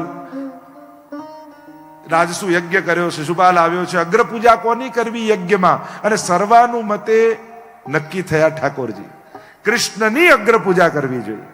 અને આપણે ત્યાં તો વૈષ્ણવી પરંપરામાં તો આપણા ઘરમાં કોઈ પણ શુભ પ્રસંગ આવે ત્યારે સૌથી પહેલા ઠાકોરજીનો મનોરથ કરીએ છીએ. અગ્ર પૂજા પ્રભુની થાય. કારણ કે જે વસ્તુની શરૂઆત સારી હોય ને એનો અંત પણ સારો હોય. વિરોધ કર્યો શિશુપાલે, 100 અપશબ્દો બોલ્યો, ભગવાન એનો ઉદ્ધાર કર્યો. આગળ સુદામા ચરિત્રની કથા આવી અને વર્ણન કરતા કહ્યું કૃષ્ણસ્યાસિત સખા કશ્ચિદ બ્રાહ્મણો બ્રહ્મવિત્તમઃ વિરક્ત ઇન્દ્રિયાર્થેષુ પ્રશાંતાત્મા જીતેન્દ્રિય.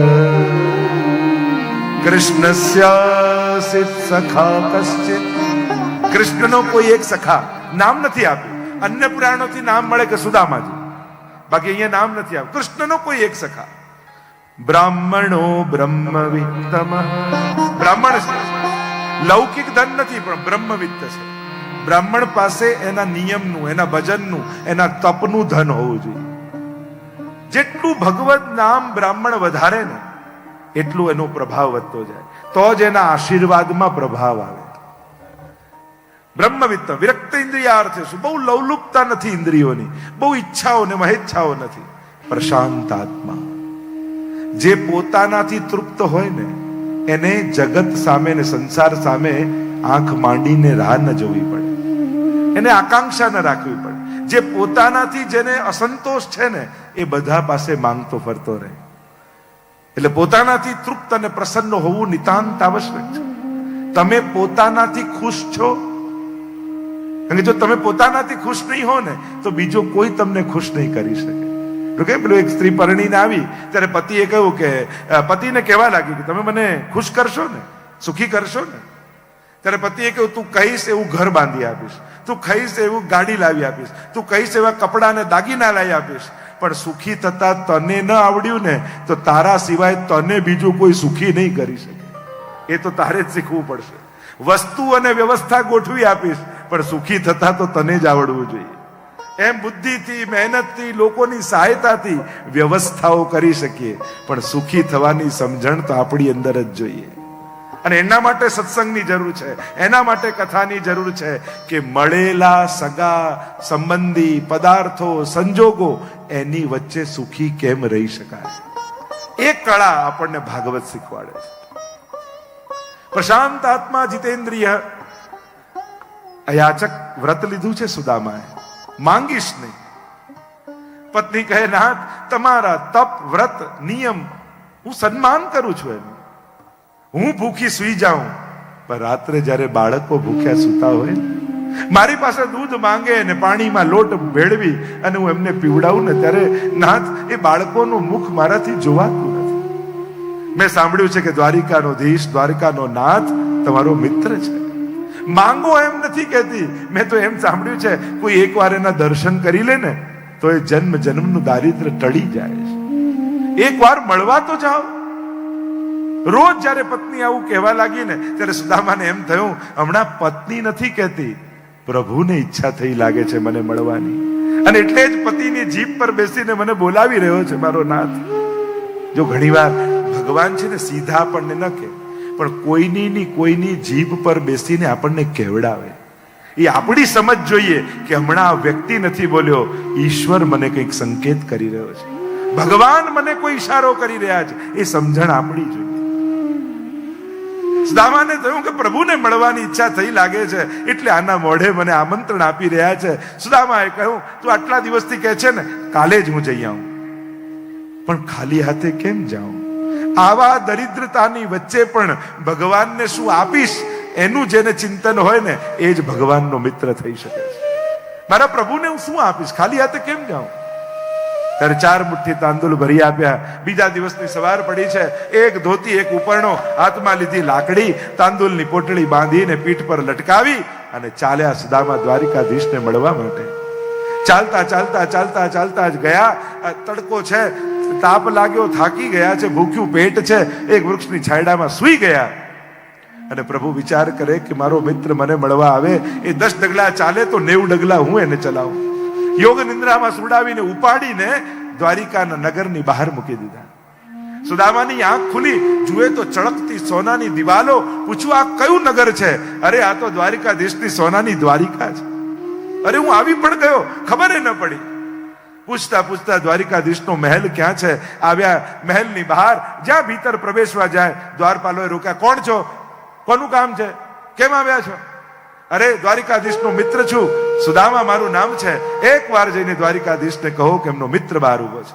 અરે જા તારા જેવા તો રોજ કેટલા આવીને ઉભા હોય, તારા જેવાને મળવા જાય તો રાજકાજ ક્યારે કરે? નહીં મળે. ફરી થોડી વાર થાય એટલે દ્વારિકાધીશને મળવાની વાત કરવા સુદામા આવે. એકવાર જઈને કહો તો ખરા કે એમનો મિત્ર સુદામા બહાર ઉભો. તને કહ્યું ને કે ના આવીશ? તારા જેવા તો રોજ કેટલા આવીને ઉભા હોય છે, પ્રભુ પાસે થોડી વધારાનો સમય છે. ફરી ત્રીજી વાર આવ્યા અને ધક્કો માર્યો, હૃદય ભરાઈ આવ્યું. એ દ્વારિકાધીશ તારા દ્વાર સુધી આવી, તારા દર્શન કર્યા વગર ખાલી હાથે જઈશ? થયું લાવ છેલ્લી વાર કહી જાઉં. ભીજાયેલી આંખે સુદામાએ દ્વારપાલને કહ્યું કે એક વાર જઈને કહી તો દો કે સુદામા બહાર ઉભો છે, પછી હું જતો રહીશ. હૃદય અને આંખો ભીજાયેલી જોઈ તો દ્વારપાલોને પણ દયા આવી. તો એવું ઠીક છે, લાવ જઈને કહેવા તો દો. અંદર ગયા દ્વારપાલો સોનાના ઈંડોળે ઝૂલી રહ્યા છે.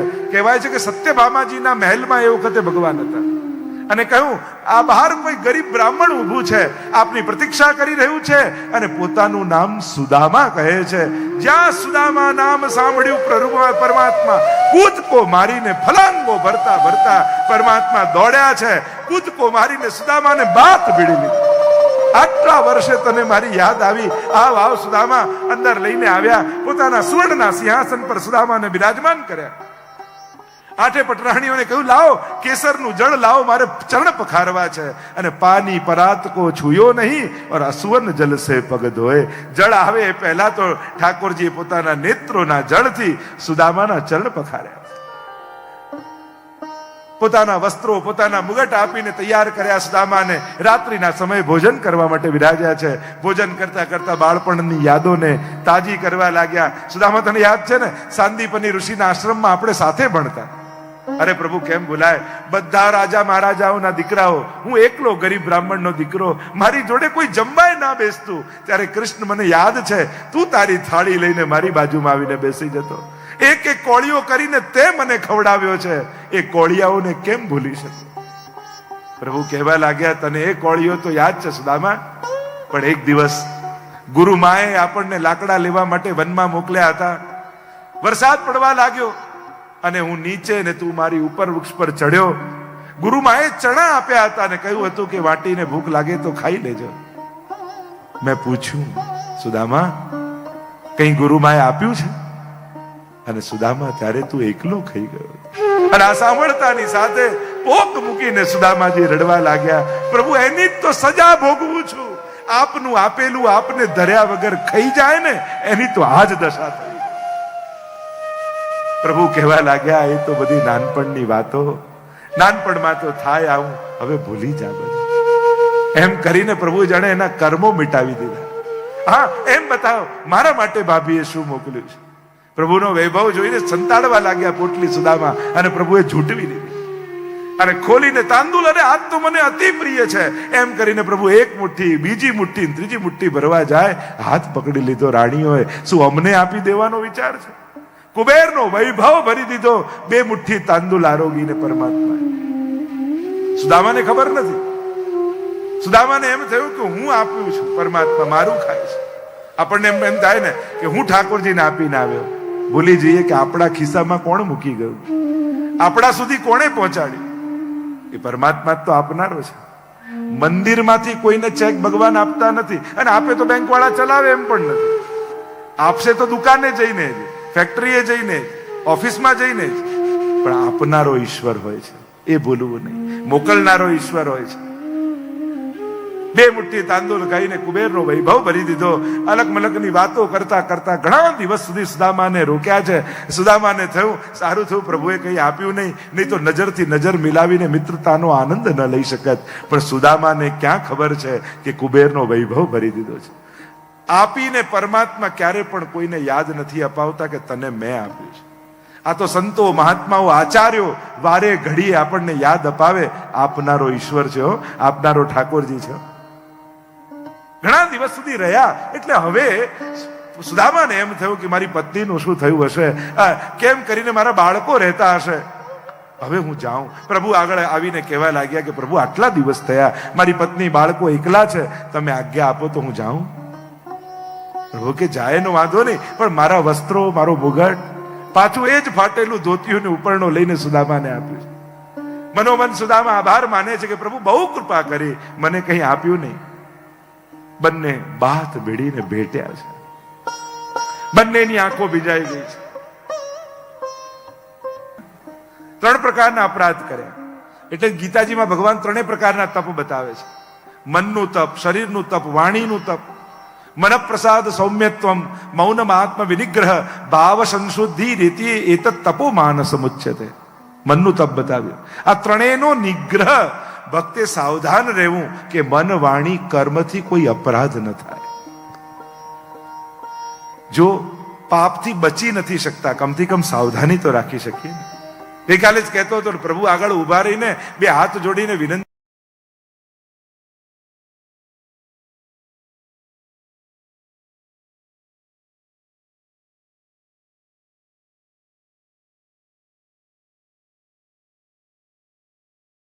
મને સફળ ન થવા દે.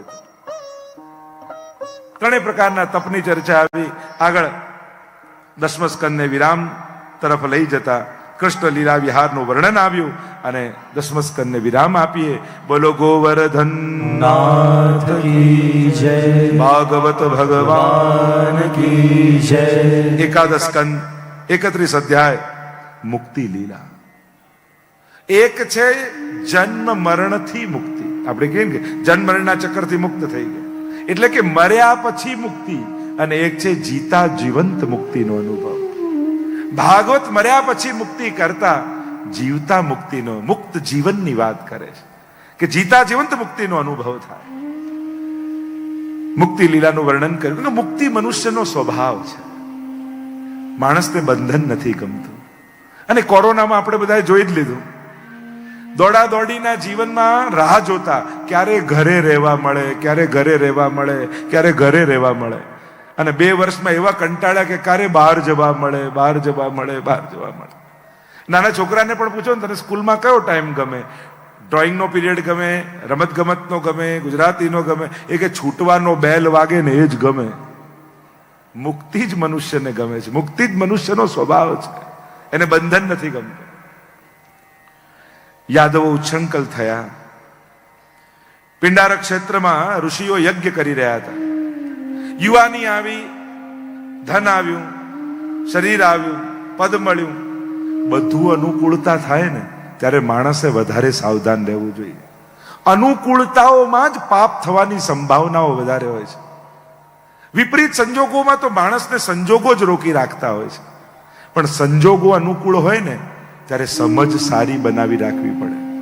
કારણ કે જો ત્યારે સારી સમજ ન રાખો તો પાપ કરતા માણસને અટકાવી દેશે. અને અત્યારના સમયમાં કોઈને શરમ નથી નડવાની, કોઈને કોઈનો ડર નથી નડવાનો.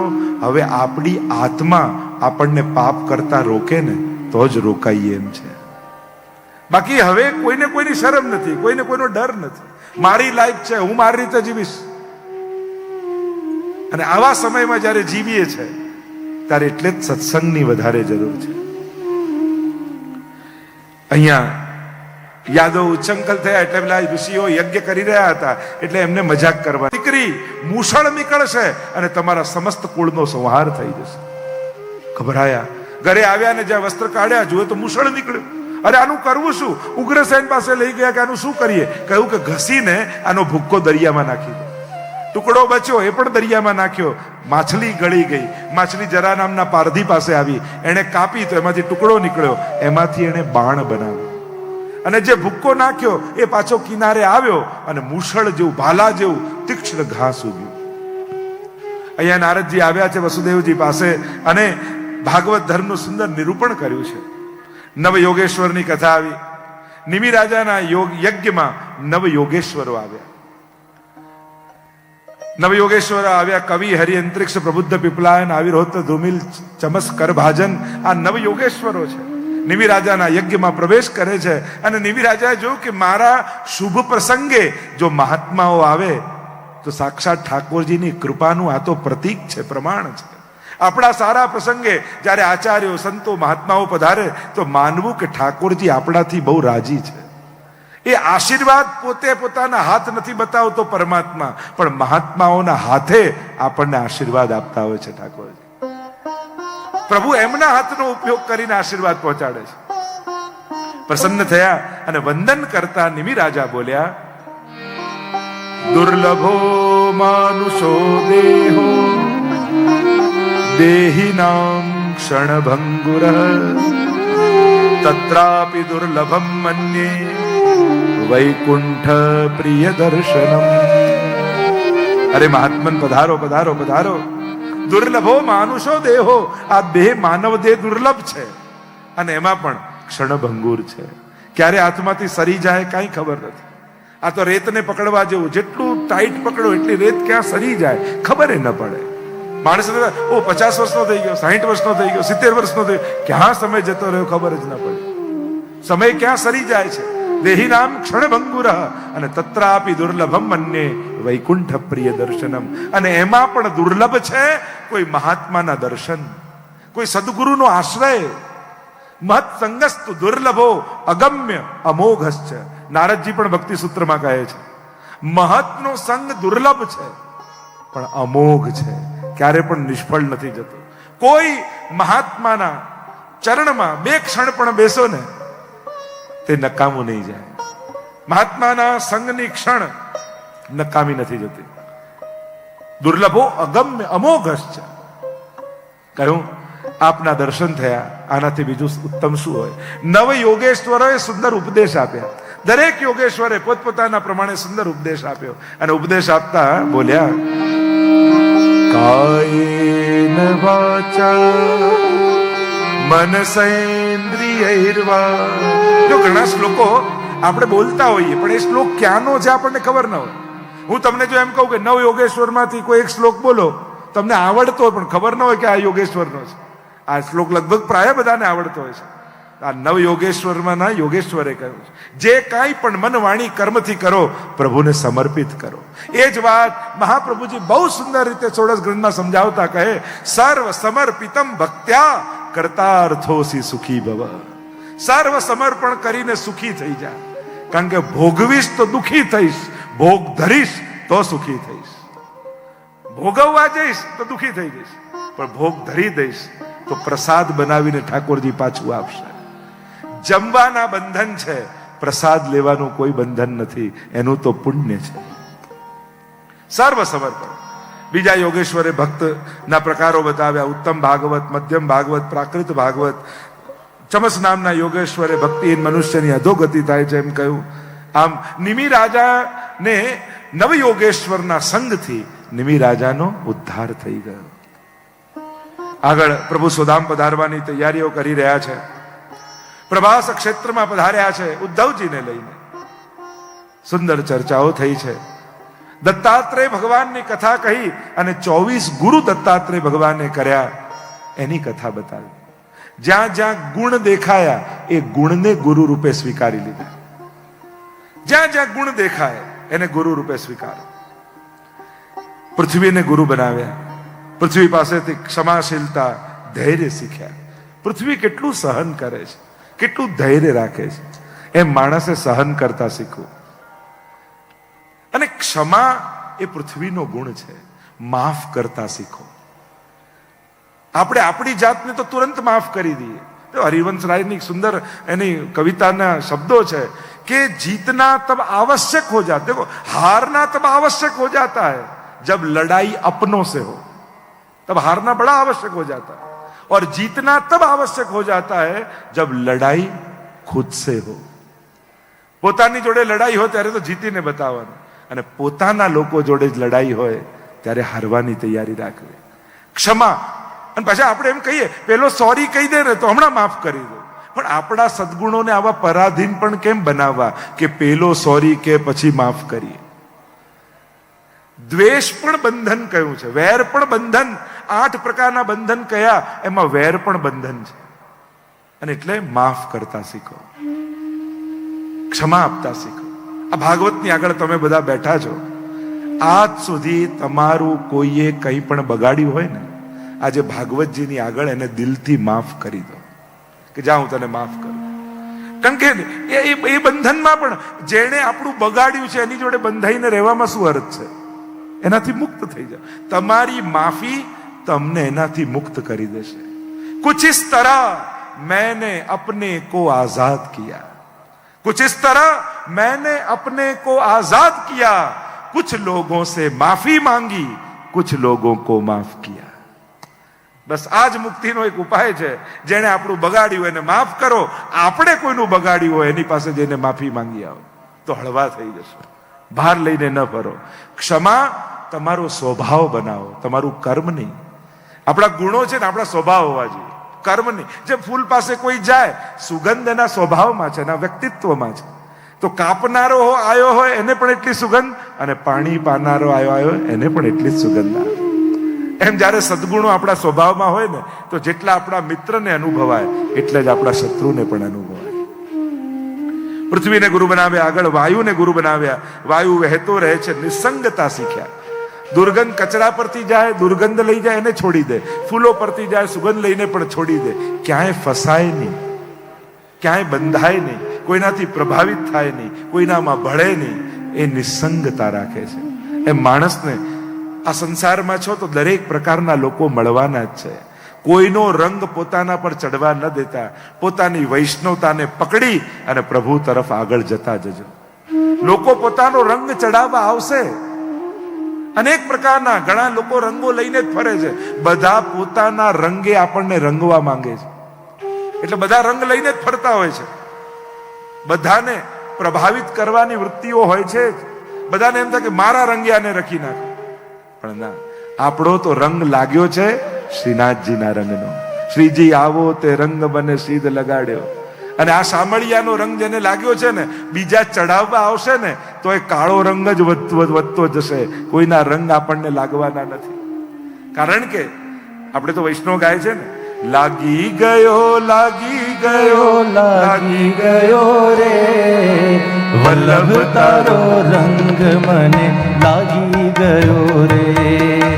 લાગી ગયો લાગી ગયો લાગી ગયો રે વલ્લભ તારો રંગ મને લાગી ગયો.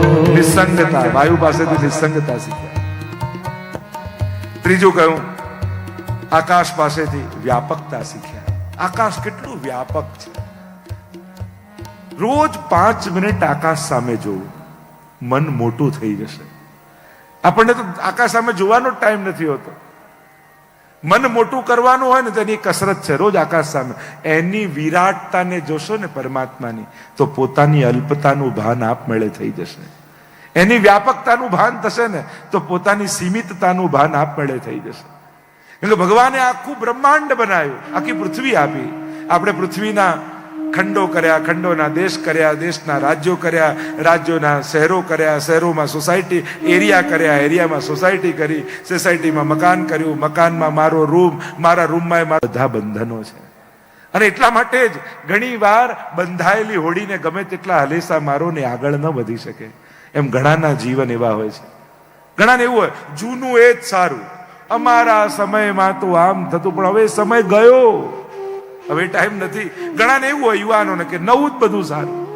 ના, બંનેનું મિશ્રણ કરી અને દરેકની ઉત્તમતા અને સુંદરતા લઈ અને માણસે ચાલતા શીખવું જોઈએ. આગળ અગ્નિ પાસેથી ઉર્ધ્વ ગમનતા શીખ્યા. લાકડીમાં અગ્નિ લગાડો ને, એ લાકડીને ઊંધી કરો ને તો અગ્નિ તો ઉપર તરફ જ જાય, ભલે લાકડી ઊંધી કરે. સંજોગો ભલે નબળા થાય, વિચારો તો ઊંચા જ રાખવા. સંજોગો આપણા હાથમાં નથી. ક્યારેક એવા નબળા ઉત્તમ સંજોગો આવે, પણ સંજોગો ભલે, કારણ કે નબળા સમયમાં ઉત્તમ વિચારો જ શ્રેષ્ઠ સહારો હોય છે.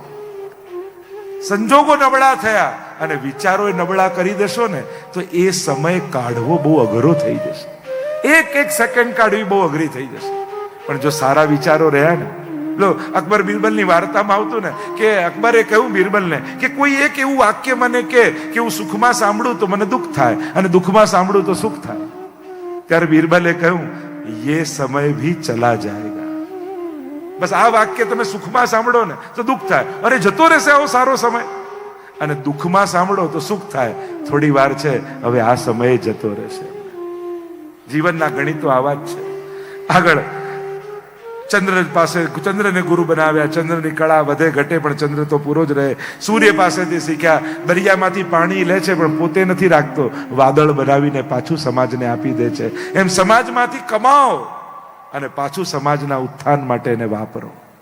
આગળ કબૂતર કબૂતરી બાળકોના બચ્ચાઓના મોહમાં ફસાયા જાળમાં. સમુદ્ર પાસેથી મર્યાદા શીખ્યા. અજગરને ગુરુ બનાવ્યા. અજગર કરે ને ચાકરી, પંછી કરે ને કામ, દાસ મલુકા કહે ગયે સબકે દાતા રામ. કંઈ કરતો નથી તોય ભગવાન એનું પૂરું કરે છે. તો જે પુરુષાર્થ કરે છે ભગવાન ચોક્કસ એનું પૂરું કરવાનો છે. વિશ્વાસ રાખો. ભરોસાથી અજગરનું પૂરું થાય છે, એ માણસ ભરોસો રાખશે ને તો એનું ચોક્કસ પૂરું થશે. પતંગિયારે ગુરુ બનાવ્યા, ભ્રમરને ગુરુ બનાવ્યા, હાથીને ગુરુ બનાવ્યા, મધુ ભેગું કરનાર પારધીને ગુરુ બનાવ્યો, હરણને ગુરુ બનાવ્યો, મત્સ્યને ગુરુ બનાવ્યા, વારાંગનાને ગુરુ બનાવી, ટીટોડીને ગુરુ બનાવ્યા, બાળકને ગુરુ બનાવ્યા. નાનકડું બાળક ખોળામાં હોય, એની આગળ સંસ્કૃતમાં એની સ્તુતિ કરો કે એને ગાળો બોલો, એને કોઈ ફેર પડે? નાનકડું બાળક એના આનંદમાં જ હોય. એમ ભક્તે પણ એક બાળકની જેમ નિર્દોષ રહેવું. તમે ગમે તેટલા મોટા થાવ પણ તમારી નિર્દોષતા મરવા ન દેતા, નહીં તો મેળવેલું જ ભાર બની જશે અને એની નીચે જ દબાઈ જઈશું. નાનકડા બાળકને ક્યારે તમે દુઃખી જોયો છે? આમ કપાળ પર હાથ રાખીને ટેન્શનમાં બેઠો હોય ના, સદા આનંદમાં જ હોય. કારણ કે એને ભૂતકાળનો અફસોસ ન હોય અને ભવિષ્યની કોઈ ચિંતા ન હોય. એ વર્તમાનમાં જીવતો હોય અને વર્તમાનમાં જીવે એ જ પ્રસન્ન હોય. તો એમ બાળક, જો આપણે તો ખુશ થવા માટે ઇવેન્ટ કરવા પડે કે બહુ દિવસ થયા, કંઈ થયું, લાવ ને કોઈ પાર્ટી કરીને બધાને ભેગા કરીએ. એટલે ઇવેન્ટ વગર ખુશે ન થઈએ. અને નાનકડું બાળક એમને ખુશ થઈને ફરતું હોય, એને કોઈ ઇવેન્ટની જરૂર ન પડે, એ પ્રસન્ન જ હોય, કારણ કે પોતાના આનંદ નિજાનંદમાં રહે છે. બાળકને ગુરુ બનાવ્યા, કુમારિકાને ગુરુ બનાવ્યા. એને જોવા માટે કોઈ છોકરાવાળા આવ્યા. એને થયું કે છોકરાવાળા જોવા આવ્યા છે તો એમને કંઈ ભોજન કરાવીને મોકલું. અને એટલા માટે અંદર જઈને અનાજ ખાંડવા લાગી. હવે ખાંડવા લાગી એટલે બંગડીઓ પહેરી હતી, એટલે ખમ ખમ ખમ ખમ ખમ અવાજ આવે. એટલે એ અવાજ આવે એટલે છોકરીને એમ થયું કે આ અવાજ બહાર જશે તો આ જોવા આવ્યા છે એમને કેવું લાગશે, આમના ઘરમાં અનાજ એ નથી. એટલે એને બધી બંગડીઓ કાઢી અને એક એક બંગડી હાથમાં રહેવા દીધી અને હવે ખાંડવા લાગી તો અવાજ આવતો બંધ થઈ ગયો. નાનપણમાં આપણને સ્કૂલમાં જ શીખવાડતા ને, એકડે એક ને બગડે બે ભેગા થાય એટલે બગડવાનું શરૂ થઈ જાય. હવે આને શીખવાડી દઉં, હવે આને દેખાડી દઉં, હવે આને સુધારી દઉં, હવે આને સમજાવી દઉં. ટેન્શનની શરૂઆત બીજો ભેગો થતા જ શરૂ થઈ જાય. એકલતામાં આનંદ છે. જ્યાં બે ભેગા થાય ત્યાં કંઈક બગડવાનું શરૂ થાય. બોલો શ્યામ સુંદર શ્રી અમને મહારાણીજી કી જય. અને એટલા માટે એકલતામાં શાંતિ છે, એકાંતમાં આનંદ છે. ભક્તા એકાંતિનો મુખ્યા. નારદજી ભક્તિ સૂત્રમાં કહ્યું ને, કયા ભક્તો શ્રેષ્ઠ છે? જે એકાંતમાં રહે અને જેનો એક કાંત હોય ને એ જ એકાંતને માણી શકે. આમ કુમારિકાને ગુરુ બનાવ્યા, આગળ સર્પને ગુરુ બનાવ્યા. સર્પને તમે જોયો છે? આમ ચાલતો હોય તો કેવો વાંકો ચૂકો વાંકો ચૂકો વાંકો ચૂકો આમ ચાલે. પણ એ જ સાપ પોતાના દરમાં જતો હોય ત્યારે સીધો થઈને જાય. સમજાવું કે સમજી ગયા? બહાર ગમે તેટલા વાંકા ચૂકા ચાલો, ઘરે જાઓ ત્યારે સીધા થઈને જવું. એટલે કહેવાનો અર્થ, બહાર દુનિયાએ આપેલા સન્માન, સત્કાર, પદ, પ્રતિષ્ઠા આ બધાનો ભાર રાખીને ઘરમાં જશો ને તો ઘરનાય નહીં રહો ને બહારનાય નહીં રહો. ઘરે જાઓ ત્યારે તો દુનિયાએ આપેલા પદ પ્રતિષ્ઠાને બહાર ઉતારી અને અંદર કેવલ સ્વજન બનીને જાઓ. બહાર તમે ગમે તેટલા સન્માનનીય હો પણ ઘરે જાઓ ને ત્યારે સન્માનો ચપ્પલની સાથે બહાર કાઢી અંદર આત્મીય બનીને જજો, સ્વજન બનીને જજો, સંબંધી બનીને જજો. નહીં તો ઘરના સ્વજનોનો પ્રેમ નહીં પામી શકો. નહીં તો ઘણી વાર લોકો એવા નિશાસાય નાખતા, બહાર મારું આટલું બધું માન છે ને ઘરે તમે લોકો નથી. પેલો કે અમે તને ઓળખીએ છીએ એટલા માટે. બહાર તો પેલાને કલાક ભેગું રહેવું છે, અમારે તો 24 કલાક ભેગા કાઢવાના છે. મૂળ વાત એ છે, બહાર મળેલી પ્રતિષ્ઠાઓના ભાર રાખી ઘરે નહીં જવું. ઘરે તો એક પિતાએ બનીને જવું, ભાઈ બનીને જવું, પતિ બનીને જવું, પત્ની બનીને, સ્વજન અને સંબંધી બનીને ઘરમાં પ્રવેશ કરો. સમાજનો સન્માનનીય વ્યક્તિ બનીને ઘરમાં પ્રવેશ નહીં કરો, નહીં તો ગ્રહનો ને સંબંધોનો આનંદ નહીં માણી શકો.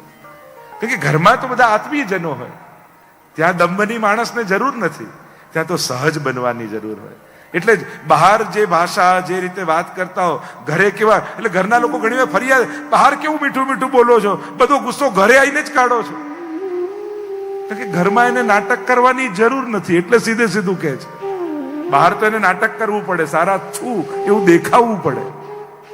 ઘરનામાં તો બધા સ્વજનો છે. આમ સર્પને ગુરુ બનાવ્યા, કરોળિયાને ગુરુ બનાવ્યો. કરોળિયો જાળ ફેલાવે છે અને સમય થાય, કામ થઈ જાય એટલે સમેટી પણ લે છે. માણસને જાળ ફેલાવતા આવડે છે, સમેટતા નથી આવડતું. અને આપણે બધા આજના યુગમાં તો દરેક વ્યક્તિ જાળમાં ફસાયેલો છે.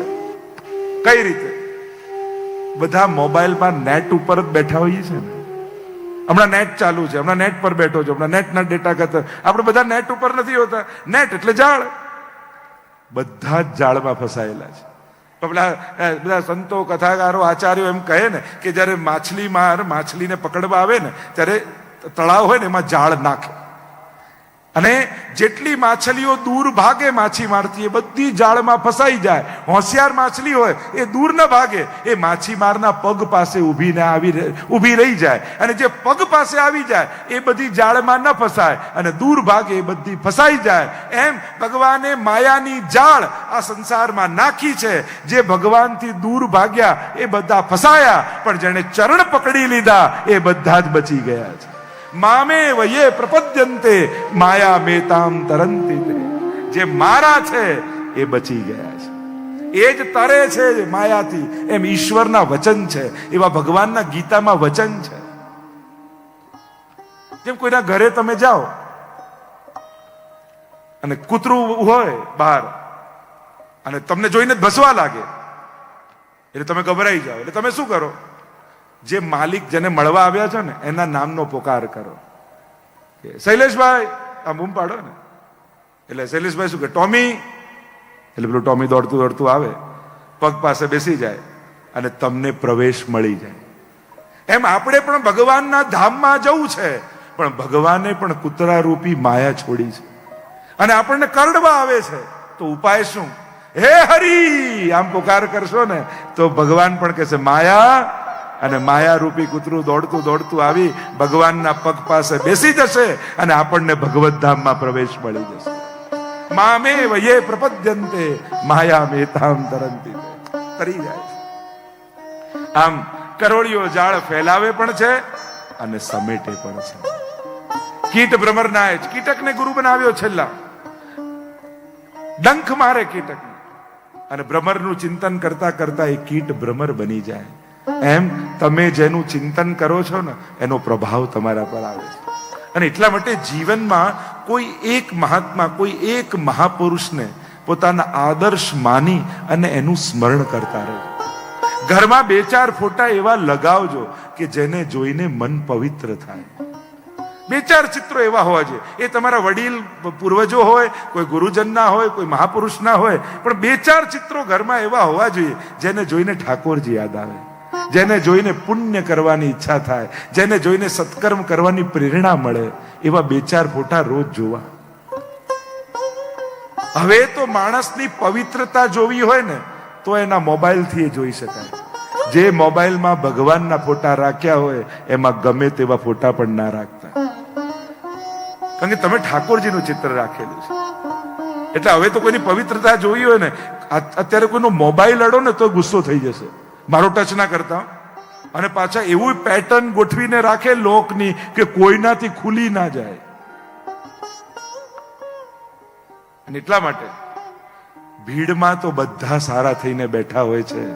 એકાંત કેટલું પવિત્ર છે ને માણસનું, એના પરથી જ એની પવિત્રતા નક્કી થતી હોય છે. બાકી ભીડમાં અને સ્ટેજમાં તો બધા સારા થઈને બેઠા હોઈએ છે. આપણા એકાંત ભગવાન સાથે છે, આપણો એકાંત ભગવાનના નામ જોડે છે, આપણું એકાંત ભગવાનના સ્મરણ સાથે છે. શું એકલામાં ભગવાનને મળો છો તો માનજો કે તમારું જીવન પવિત્રતા તરફ જઈ રહ્યું છે. બાકી ભીડમાં ને બાકી બધે તો ભગવાન ભગવાન બધા જ કરીએ, ભગવાનના નામના જયઘોષ તો બધાએ પાડીએ, પણ જ્યારે કોઈ જોનારું ના હોય અને ત્યારે પણ ભગવાનનું સ્મરણ થાય ને ત્યારે માનજો ઈશ્વરની તમારા ઉપર કૃપા છે. કીટ ભ્રમર ન્યાય, જેનું ચિંતન કરો છો એને એમ કહેવાય કે રાતના સૂતા પહેલા છેલ્લા જ્યારે ઊંઘ આવતી હોય ને ત્યારે જે મનમાં વિચાર ચાલતા હોય ને એનો પ્રભાવ તમારા પર વધારે છે. કારણ કે જ્યારે તમારા પરથી કંટ્રોલ જઈ રહ્યો છે ત્યારે એનું ચિંતન, કારણ કે ચિંતન બહુ મહત્વનું છે. ગીતાજીમાં તો ભગવાને આખો ચાર્ટ આપ્યો છે. ધ્યાયતો વિષયાન પુંસ સંગસ્તેષુ ઉપજાયતે સંગાત સંજાયતે કામઃ કામાત ક્રોધો વિજાયતે ક્રોધાત ભવતિ सम्मोह सम्मोहात् स्मृति विभ्रमः स्मृति भ्रंशात् बुद्धिनाशो बुद्धिनाशात् प्रणश्यति. આખો ચાર્ટ ભગવાને આપી દો. એક વિષયનું ધ્યાન, ધ્યાયતો વિષયાન પુંસઃ. એક ગાડી ગઈ, ગમતી ગાડી ગઈ, શું થયું? ધ્યાયતો વિષયાન, ભાઈ ચિંતન થાય આ કાર હું ક્યારે લઉં, મારી પાસે ક્યારે આવે. ધ્યાયતો વિષયાન પુંસ સંગસ્તે, હવે તો મારે આ લેવી જ છે.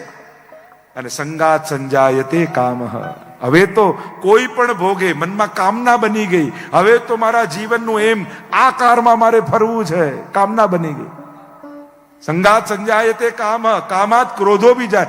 આટલી મહેનત કરું છું હજી સક્સેસ કેમ નથી થતો, ક્રોધ આવવા લાગે. સંગાત સંજાયતે કામ, કામાત ક્રોધો બી જાય, ક્રોધાત ભવતિ सम्मोह. અને ક્રોધ આવે એટલે વિવેક શૂન્ય માણસ થવા લાગે, કોની આગળ શું બોલવું એ ભાન ન રહે. ક્રોધાત ભવતિ सम्मोह, सम्मोहात સ્મૃતિ વિભ્રમ. અને પછી તો બસ એક જ વસ્તુ યાદ રહે, બાકી બધું ભૂલવા લાગે, સ્મૃતિ વિભ્રમ થવા લાગે. ગાડી ગાડી ગાડી ગાડી, પેલો કે અમે તારા સગા છીએ ભાઈ, અમને તો ક્યાંક લઈ જા, અમારું તો કંઈક ધ્યાન રાખ, અમારું તો જોડે 5 મિનિટ બેસ, હમણાં મારો ગોલ એચીવ કરવાનો છે, હમણાં કોઈ સગા સંબંધી નહીં. ક્રોધાત ભવતિ सम्मोह, सम्मोहात સ્મૃતિ વિભ્રમ, સ્મૃતિ ભ્રંશાત બુદ્ધિનાશો. અને પછી એટલો ગાંડો થઈ ગયો પોતાના ગોલને એચીવ કરવા કે, અને સ્મૃતિ વિભ્રમ, સ્મૃતિ ભ્રંશાત બુદ્ધિનાશ થવા લાગી. જીવન શેના માટે મળ્યું છે એ જ ભૂલી જાય માણસ. અને બુદ્ધિનાશાત પ્રણશ્યતિ, બુદ્ધિનો નાશ થાય તો સર્વનાશ. જાકો પ્રભુ દારનો દખ દે, તાકી મતી પહેલે હર લે. જહાં સુમતિ તહાં સંપત્તિ નાના, જહાં કુમતિ તહાં વિપદ નિધાના. કોઈ ઘર બગાડે નુકસાન નથી, કોઈ ગાડી બગાડે નુકસાન નથી, કોઈ કપડા બગાડે નુકસાન નથી, કોઈ ધન બગાડે નુકસાન નથી, પણ કોઈ બુદ્ધિ બગાડી જાય ને એ બહુ મોટું નુકસાન છે. એવા વ્યક્તિઓથી સાવધાન રહેજો. એ ગમે તેટલો મોટો માણસ હોય, ગમે તેટલા મોટા પદ પર હોય, ગમે તેટલો સુખી હોય, પણ જેના સંગથી બુદ્ધિ બગડે ને એનાથી દૂર થઈ જજો. કારણ કે એ તમારી બુદ્ધિ નહીં, તમારો ભાવ બગાડી રહ્યો છે. કારણ કે આજના સમયની વિચિત્રતા એ છે, અત્યારે બીજા કોઈ આપણું બગાડવાના નથી, અત્યારે આપણી બુદ્ધિ જ આપણી દુશ્મન થઈ ગઈ છે. અને જ્યારે આપણી બુદ્ધિ આપણી દુશ્મન થઈ જાય પછી કોઈ દુશ્મનની જરૂર જ ના પડે. અને એટલા માટે બુદ્ધિ ગમે તેટલા સારા લોજિક આપે, પણ ભગવાનથી દૂર થવાનું સમજાવવાની કોશિશ કરે ને ત્યારે ચેતી જજો, અત્યારે મારી બુદ્ધિ મારી દુશ્મન બની ગઈ છે. કે પ્રભુથી દૂર જવાનું કે છે, સત્સંગથી દૂર જવાનું કે છે. લોજિક ગમે તેટલો પાવરફુલ હોય, પણ ભગવાનથી દૂર થવાની વાત કરે ને ત્યારે સજાગ બની જાઓ. હરિરાયજી તો શિક્ષા પત્રમાં કેટલું વારે ઘડીએ કહે છે, બુદ્ધિનું રક્ષણ કરો, ભાવ સંરક્ષો, આ નિધિ છે આપણી. એટલે ચિંતન બહુ મહત્વનું છે. એટલે જ કહીએ ને 10 મિનિટ પણ એક યમનાષ્ટકનો પાઠ કરો, 5 મિનિટ મંગલાચરણ કરો, એક માળા ફેરવો. દિવસમાં 15 મિનિટ તો એવી જવી જોઈએ જેથી મનને ભગવાનનો સ્પર્શ થાય, મન પવિત્ર થાય. આ મનને પવિત્ર કરવા માટે એક જ પારસમણી છે, અને એ છે ભગવાનનું નામ. ભગવાનનું નામ જ. કારણ કે અત્યારના સમયમાં સત્કર્મો સહેલા છે, સદવિચારો બહુ અઘરા છે. માણસના મન બગડ્યા છે, અને એ સ્તર સુધી બગડ્યા છે ને કે મોટી શેઠાણી હોય ને, કબાટો ભર્યા હોય સાડીના, પણ કામવાળી કોઈ નવી સાડી પહેરીને આવે ને તો એ જોઈ શકતી નથી હસતા મોડે. આની પાસે આ ક્યાંથી આવ્યું? તકલીફ એ છે, જો સમાન સ્તરે ઈર્ષા થાય તો વાંધો નથી, કે એક કોઈ બાઈની બીજી બાઈએ પહેર્યું એને ઈર્ષા થાય તો વાંધો નથી, એ રોગ નથી. પણ શેઠાણી થઈને પોતાને ત્યાં કામ કરવા આવે છે એની એ ઈર્ષા, એને સુખી જોઈ શકતા નથી. આ સ્તરે માનવ જીવન જ્યારે જતું હોય ત્યારે ચિંતાનો વિષય થઈ જાય છે. અને એટલે અહીંયા કહ્યું કીટ ભ્રમરનાએ ભ્રમર બની જાય છે. 24 ગુરુની કથા કરી, ભાગવત ભગવાન અને ઉદ્ધવજીના સંવાદની કથા આવી, ભાગવત ધર્મનું નિરૂપણ કર્યું છે. ઉદ્ધવજીને બદ્રિકાશ્રમ પરમાત્માએ મોકલ્યા, યદુકુળનો સંહાર થયો છે, લડ્યા છે, અને પ્રભુ સ્વધામ પધારવાની તૈયારી કરે છે. તીર છોડ્યું અને માધ્યમ બનાવ્યું તીરને, અને પ્રભુ સ્વધામ પધાર્યા છે. બોલો કૃષ્ણ કનૈયા લાલ કી જય, ભાગવત ભગવાન કી જય. 12મો સ્કંધ આશ્રય લીલા. શ્રીનાથજી બાવાનો ઊંચો ઉઠેલો હાથ, અને ઉઠેલા હાથમાં 5 આંગળીઓ છે, એટલે 5 આશ્રય જીવે કરવાના. કૃષ્ણાશ્રય, નામાશ્રય, ભક્તાશ્રય, ગુરુ આશ્રય અને ભાગવત આશ્રય. કલયુગના રાજવંશોનું વર્ણન આવ્યું. કલયુગમાં કેવા રાજાઓ થશે, કલયુગમાં કેવો સમય આવશે, એની ભયાનકતા ભાગવતે આપણને બતાવી છે. મહાપ્રભુજી પણ કૃષ્ણાશ્રય નામના ગ્રંથમાં સમજાવે જ છે. સર્વ માર્ગેષુ નષ્ટેષુ કલૌ ચ ખલ ધર્મિણી પાખંડ પ્રચુરે લોકે કૃષ્ણ એવ ગતિર્મમ. સર્વ માર્ગેષુ નષ્ટેષુ, એમ લાગશે કલયુગમાં જાણે બધા ભગવત પ્રાપ્તિના માર્ગો નાશ ન પામ્યા હોય. કારણ કે ક્યાંય બી કોઈની પાસે જાઓ એટલે સીધા પોતાના કામમાં લગાડી દે, ભગવાન ભૂલાવી દે અને વ્યવસ્થામાં બાંધી દે. અને એટલા માટે આધ્યાત્મિક જગતમાં પણ સંસ્થાઓના નામથી બચજો. પહેલા કોઈ સમય એવો હતો, ગુરુઘરવાદ હતો, ગામવાદ હતો, ગાદીવાદ હતો, જુદા જુદા વાદ ચાલે. હવે સંસ્થાવાદ ધીમે ધીમે આવી રહ્યો છે. તમે આ સંસ્થાના મેમ્બર થયા, તમે આ સંસ્થાના થયા.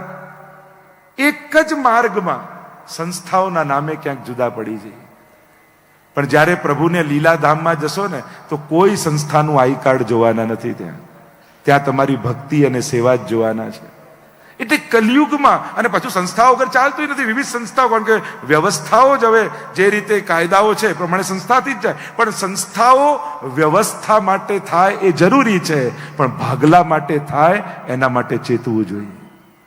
પોતાની મહત્વાકાંક્ષાઓ પૂરી કરવા માટે જ્યારે સંસ્થાવાદ લાવવામાં આવે ત્યારે ચેતવું જોઈએ લોકોએ કે એક વ્યક્તિ પોતાની મહત્વાકાંક્ષા પૂરી કરવા માટે આપણને ક્યાંક સંસ્થાઓની વાડામાં બાંધી તો નથી રહ્યું ને, એના માટે સાવચેત થઈ જવું. વ્યવસ્થા માટે જરૂરી જ છે. અત્યારે કાયદા એવા છે કે તમે ટ્રસ્ટ ન બનાવો, સંસ્થા ન બનાવો તો તમારી વ્યવસ્થા તમે જાળવી ન શકો, ચલાવી ન શકો. એટલે જરૂરી છે સંસ્થાઓ.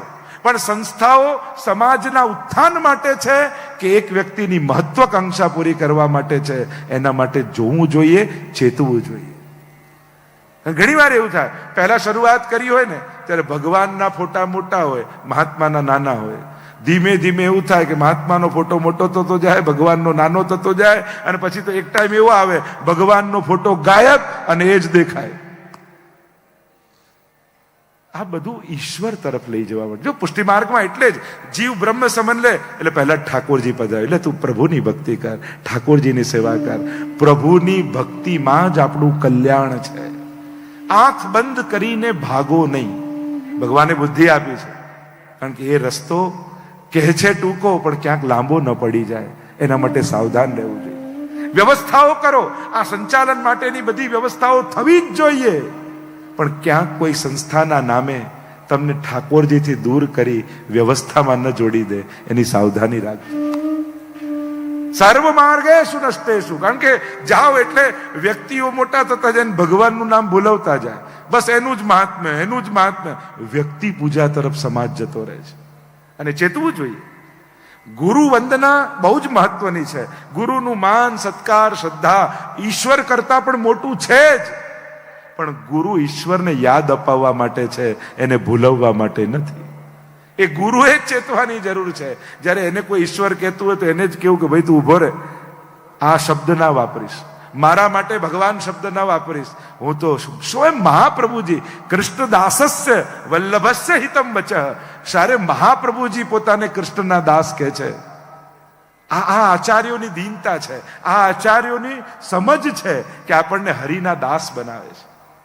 ભલે એની મહત્તા ભક્ત માટે મોટી છે કે દમલાજી રોકી દે ઠાકોરજીને કે મારા ગુરુ પોઢેલા છે, આવો આદર હોવો જ જોઈએ. પણ ભક્તના હૃદયમાં હું ભગવાન છું એવું ગુરુથી ના કહેવાય. અને એટલા માટે ચેતજો, વ્યક્તિ પૂજા તરફ સમાજ ન જતો રહે, એની સાવધાની રાખજો. જેને પગે લાગી રહ્યા છો એ તમારો હસ્તમેળાપ ભગવાન સાથે કરાવી રહ્યો છે કે નહીં, ચિંતન કરજો. ગહી સોંપત શ્રી ગોવર્ધન નાથે. આપણા માર્ગમાં તો તુરંત એક હાથ શિષ્ય ગુરુને આપે ને એટલે બીજા હાથમાં એને ઠાકોરજીનો હાથ પકડ્યો જ હોય, તુરંત હસ્તમેળાપ કરાવી દે કે તું પ્રભુ સાથે, બ્રહ્મ સંબંધ એ પ્રભુ સાથેનો હસ્તમેળાપ છે. કે આજે ગુરુએ મારો હસ્તમેળાપ પ્રભુ સાથે કરાવ્યો. આ ભાવ આપણે ત્યાં બ્રહ્મ સંબંધનું છે. બ્રહ્મ સંબંધ પોતાના શિષ્ય બનાવવા માટે નથી, પ્રભુના સેવક બનાવવા માટે બ્રહ્મ સંબંધ છે. આજથી તું ઠાકોરજીનો થયો છે. ઠાકોરજી આગળ તે વચન આપ્યું છે કે હે કૃષ્ણ, હું તારો છું. અને જે તમને સતત યાદ અપાવતો રહે તું ઠાકોરજીનો છું, તું ઠાકોરજીનો છું, તું ઠાકોરજીનો છું. આ ગુરુ ભાવ છે, આ માર્ગની સુંદરતા છે. અને આવી સુંદરતા અને નિર્દોષતા, કારણ કે મંદિરો ભવ્ય બને એ મહત્વના નથી, પણ એની દિવ્યતા અને પવિત્રતા એમાં જળવાતી રહે એ વધારે મહત્વનું છે. કારણ કે મંદિરો ઉદ્ધાર નથી કરવાના, મંદિરો ઉદ્ધાર નથી કરવાના, એમાં બિરાજતા ઠાકોરજી ઉદ્ધાર કરવાના છે. એટલે પ્રભુ મહત્વના છે, મંદિરો કરતા પ્રભુની વિશેષતા છે. અને શ્રદ્ધા એ પ્રભુ તરફ જીવની જાય એ જરૂરી છે. સમાજમાં જો નિર્દોષતા આપણે જાળવી ન શક્યા તો ધર્મ જ પતનનું કારણ ન બની જાય. એના માટે આપણે બધાએ સાવધાન રહેવાની જરૂર છે. ફાયર બ્રિગેડ જ બળવા લાગે તો આગ બુઝાવવા આવશે કોણ?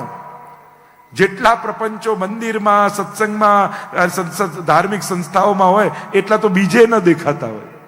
તો ઘણીવાર એમ થાય કે શાંતિ માટે માણસ જ્યાં જાય છે ત્યાં જ આગ લાગી હશે તો માણસ જશે ક્યાં?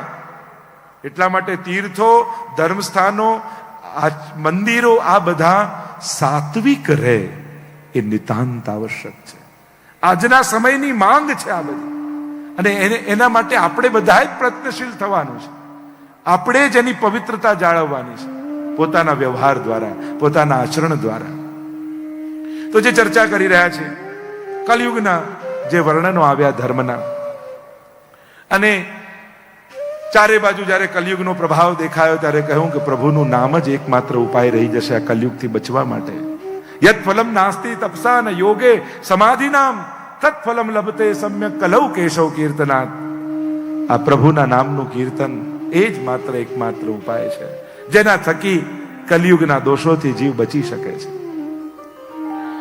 આગળ 4 પ્રકારના પ્રલયની ચર્ચા આવી. સુખદેવજી કહેવા લાગ્યા,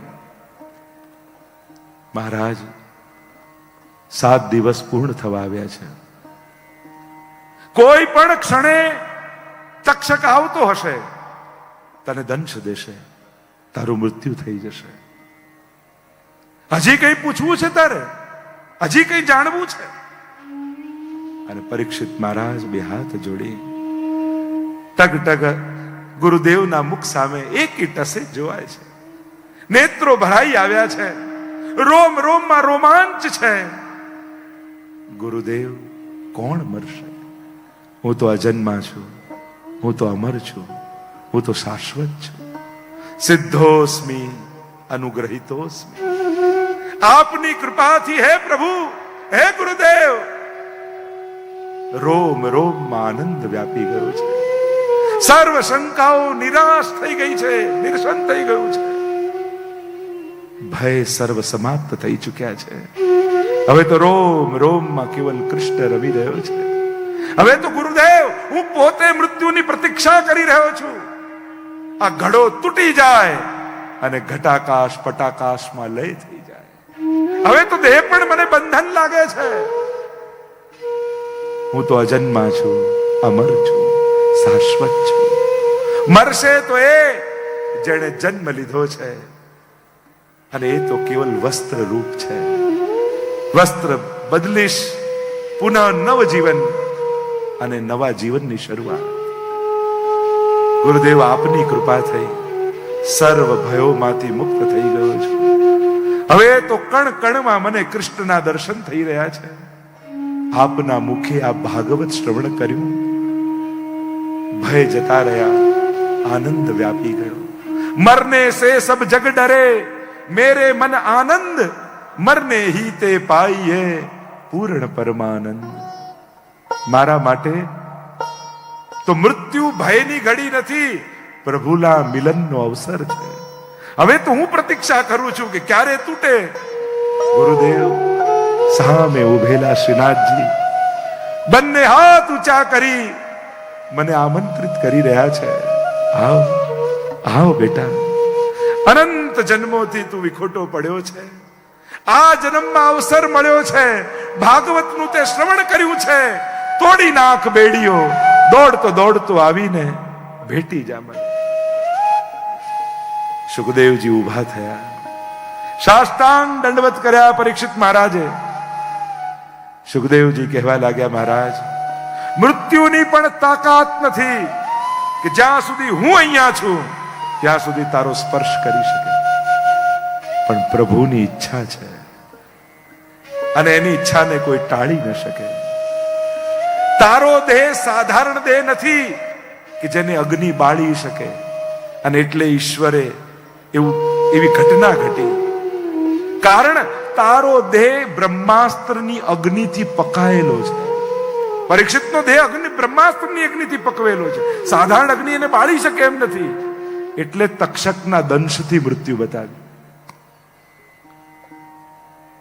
કૃપા તારા ઉપર પરમાત્માની છે. મને માધ્યમ બનાવી ભગવાને પોતાનું અમૃત રૂપી ભાગવત તારા રોમ રોમમાં વ્યાપી દીધું છે. હવે મારા જવાનો સમય થયો છે. સાષ્ટાંગ દંડવત કરી ભાવ વિભોર થયેલા પરીક્ષિત મહારાજ સુખદેવજી રૂપ ગુરુને વંદન કરવા લાગ્યા. સુખદેવજી ઉભા થઈ કોઈ ઓર પરીક્ષિતની શોધમાં ત્યાંથી આગળ વધી ગયા. પરીક્ષિત મહારાજ સુખાસનમાં વિરાજી નેત્રો બંધ કરી પરમાત્માની પ્રતીક્ષા કરી રહ્યા છે. ક્યારે તક્ષક દંશ દે, ઘડો તૂટી જાય અને દોડતો જઈને પરમાત્મામાં સમાઈ જાય. જન્મે જય પરીક્ષિત મહારાજના પુત્રે ચારે બાજુ સિપાહીઓને ગોઠવી દીધા છે. જ્યાં પણ સર્પ દેખાય મારી નાખો. પણ મૃત્યુને કોણ મારી શકવાનું? પૂજાની થાળમાં બેસીને તક્ષક પરીક્ષિતની છેક નિકટ આવી ગયો. સરતો સરતો સરતો તક્ષક પરીક્ષિતની સામે આવી ફણા ઊંચી કરીને પરીક્ષિત મહારાજને જોઈ રહ્યો છે. માનો મૃત્યુની પહેલા જ અમરત્વને પ્રાપ્ત થઈ ગયા છે. માનો ભાગવત સાંભળીને ભગવત પ્રાપ્તિનો અનુભવ કરી રહ્યા છે. અને જ્યાં તક્ષકે દંશ દીધો, અગ્નિની જ્વાળાઓ ભભૂકવા લાગી, નશ્વર દેહ પડ્યો, મુક્ત થયા પરીક્ષિત મહારાજ. ભાગતા ભાગતા ભાગતા ભાગતા કૂદકો મારીને પરમાત્માની ગોદમાં ચડી ગયા. બોલીએ ભાગવત ભગવાન કી જય, પરીક્ષિત મહારાજ કી જય. ભાગવતની કૃપાથી જીતા જીવંત મુક્તિનો અનુભવ પરીક્ષિતે કરી લીધો. ગંગાજીના તટ ઉપર સુખદેવજીએ કથાને વિરામ આપ્યો. અહીંયા નૈમિષારણ્યમાં સૂતજી હવે કથાને વિરામ આપી રહ્યા છે. અને વિરામ આપતા સૂતજી બોલ્યા, ભવે ભવે યથા ભક્તિ પાદયોસ્તવ જાયતે તથા કુરુસ્વ દેવેશ નાથસ્ત્વં નો યત પ્રભો નામ સંકીર્તનમ યસ્ય સર્વ પાપ પ્રણાશનમ પ્રણામો દુઃખ સમનઃ તમ નમામિ હરિમ પરમ. હે ગુરુદેવ, જે પણ યોની આવતા જન્મમાં મળે, જ્યાં પણ જન્મ મળે, પણ પ્રભુની ભક્તિથી અમે વંચિત ન રહીએ એવા આશીર્વાદ આપજો. પ્રભુને કરેલા પ્રણામ એ સમસ્ત દુઃખોને હરનારા છે. એવા હરિ પ્રભુને અમે બધા જ વંદન કરીએ છીએ, પ્રણામ કરીએ છીએ. ગંગાજીના તટ ઉપર સુખદેવજીએ કથાને વિરામ આપ્યો. નૈમિષારણ્યમાં સૂતજીએ કથાને વિરામ આપ્યો. અને આ જેતપુરમાં હું કથાને વિરામ આપવા જઈ રહ્યો છું. 7 દિવસની આ દિવ્ય ગાથા મારા મુખમાંથી નીકળી કથા રૂપે તમારા કર્ણ દ્વારા હૃદયમાં જઈને બિરાજમાન થઈ. કેટલા સમયથી આ કથાના આયોજન કેમ કરીશું, કઈ રીતે થાય, આ બધા જ વિચારો થઈ રહ્યા હતા. જોત જોતામાં 7મો દિવસ પણ આવી ગયો. સારો સમય ક્યાં જતો રહે ને ખબર ન પડે. સમય ખરાબ હોય ને, સમય જ્યારે આપણને જીતે ત્યારે એક એક સેકન્ડ કાઢવી પણ અઘરી થાય. પણ જ્યારે આપણે સમયને જીતીએ ને, આપણે સમય પર હાવી હોઈએ ને, ત્યારે 7 દિવસ ક્યાં જતા રહે ખબર પણ પડતી નથી. આ સમય ઉપર આપણો વિજય છે. આ કાળને આપણે જીત્યા છીએ એનું પ્રમાણ છે. કેટલા લોકો, સૌથી પહેલા તો અમારા હીરપરા પરિવાર આખા પરિવારે નાના બાળકોથી લઈ વડીલો સુધી જે રીતે સમગ્ર લોકોએ કથામાં મળી અને જે મનોરથો કર્યા અને ઉત્તમથી ઉત્તમ રીતે આ આયોજન કેમ સફળ થાય એમ ખુલ્લા દિલથી એનું જે આયોજન કર્યું, આપણે બધા જ તાળીઓથી એમને વધાવી લઈએ. આચાર્ય પીઠ પરથી આ હિરપરા પરિવારને આશીર્વાદ પાઠવું છું. સદાય આપના વંશમાં પણ આવી જ ભક્તિનો પ્રવાહ વહેતો રહે. પ્રભુ આપના લૌકિક અલૌકિક સઘળા મનોરથો પૂરા કરે. ઠાકોરજી શ્રીનાથજી બાવાના 2 નહીં પણ 4 હાથ તમારા માથે રહે એવા આશીર્વાદ પાઠવું છું. શરૂ થયું અરવિંદભાઈ જ્યારે આવ્યા અમદાવાદ, વાત થઈ આ રીતે સપ્તાહનો મનોરથ છે અને પછી ધીરે ધીરે ધીરે આયોજન તરફ આગળ વધતા ગયા. તારીખો નક્કી થઈ, બદલાઈ. કહ્યું ને, કથાની તારીખ તો ઠાકોરજી લખતા હોય છે, આપણે ક્યાં નક્કી કરીએ છીએ. પણ એક ઐતિહાસિક આયોજન જેતપુર ખાતે કહી શકાય એવું દિવ્ય અને ભવ્ય આયોજન જેતપુરના આંગણે થયું. અનેક અનેક લોકોએ પોતાની મહાનુભાવો હોય, સંતો મહાત્માઓ હોય, આસપાસના ગામના વૈષ્ણવો હોય અને જે જેતપુરની ભૂમિને વર્ષોથી સનાત કરી રહ્યા છે એવા પૂજ્ય કાકાજીના ચરણારવિંદ નિત્ય આપણી કથામાં વિરાજમાન થયા. પૂજ્ય જીજી રેંગરાયજી આ બધા જ આપણી કથાને પોતાની કથા કહી છે એમણે કે જાણે આ તો અમારા પરિવારની જ કથા છે. એ રીતે આ ઉત્સવને આપે પોતાની અધ્યક્ષતા આપી, પોતાનું સાનિધ્ય આપી આપે આ કથાને પોતાના વચનામૃત અને ઉપસ્થિતિથી પાવન કરી. તો આપનો પણ ખૂબ ખૂબ આભાર આપણે બધા પ્રદર્શિત કરીએ. અમારી જોડે તો આત્મીયતાના સંબંધો છે જ, અમારે તો પારિવારિક બધા જ ખૂબ બધા આત્મીયજનો છે અને આપે એ જ આત્મીયતા નિભાવી અને નિત્ય આપના આશીર્વાદ મારા ઉપર નાખ્યા. એ બદલ પણ આપનો હું ખૂબ આભાર દર્શન કરું છું. પૂજ્ય જીજી પણ ખૂબ આત્મીયતાથી જોડાયેલા છે અને હવે તો આપ પણ કંઈ કાકાજીનો ઉત્સવ હમણાં આપની હવેલીમાં ઉજવાવાનો છે અને સિદ્ધાંત રહસ્ય ઉપર આપના વચનામૃત થવાના છે. પૂજ્ય કાકાજીને પણ ષષ્ઠી પૂર્તિનો ઉત્સવ નિકટ આવી રહ્યો છે અને સુંદર નૂતન નંદાલય, નૂતન હવેલી જેતપુર ખાતે નિર્માણ થઈ રહી છે. તો એ પણ ખૂબ તાળીઓથી આપણે વધાવી લઈએ કે આપે જે ભગીરથ કાર્ય ઉપાડ્યું છે એ મદન મોહન પ્રભુના ચરણોમાં વિનંતી કરીએ કે જલ્દીથી જલ્દી એ કાર્ય પૂર્ણ થાય અને ધામધૂમથી ઠાકોરજી પોતાના નૂતન નંદાલયમાં વિરાજમાન થાય એવી મદન મોહન પ્રભુના ચરણારવિંદમાં ભાગવતજીના સાનિધ્યમાં વિનંતી કરું છું કે આપનો મનોરથ શીઘ્રતાથી સંપૂર્ણ થાય. સાથે સાથે અનેક કાર્યકર્તાઓ, અમારા મૌલેશભાઈ ખૂબ પરિશ્રમ કરીને આખી ટીમ, એમને આખા મિત્ર વર્તુળ, બધાના નામ લેવા તો કદાચ સંભવ નહીં થાય પણ આખી એમની ટીમ, બધા જ કાર્યકર્તાઓ, એ અંદરની વ્યવસ્થા હોય, એ પ્રસાદની વ્યવસ્થા હોય, અનેક પ્રકારની વ્યવસ્થાઓમાં જે જે લોકોએ જોડાયા, હું નામ લઉં ન લઉં, તમારું નામ બોલાય ન બોલાય, કદાચ ભૂલી જવાય, કોઈ જુએ ન જુએ, પણ ભાગવત ભગવાને તો તમારી સેવા જોઈ જ છે અને એમના આશીર્વાદ તો તમારા સુધી પહોંચવાના જ છે. અમારો ઠાકોરજી કોઈને ભૂલતો નથી. વ્યવસ્થામાં કદાચ નામ બોલાઈ જવાય કારણ કે બધું જ સાચવવું કદાચ અઘરું થઈ જાય, પણ ઠાકોરજીએ તમારી સેવાને જોઈ છે, નોંધી છે અને એમના આશીર્વાદ તો તમારા સુધી પહોંચવાના જ છે. અનેક પ્રકારની વ્યવસ્થાઓમાં કેટલા કાર્યકર્તાઓ આમાં જોડાય, તન મન ધનથી બધાએ પોતાનો પ્રસંગ જાણી આ પ્રસંગને દીપાવ્યો છે.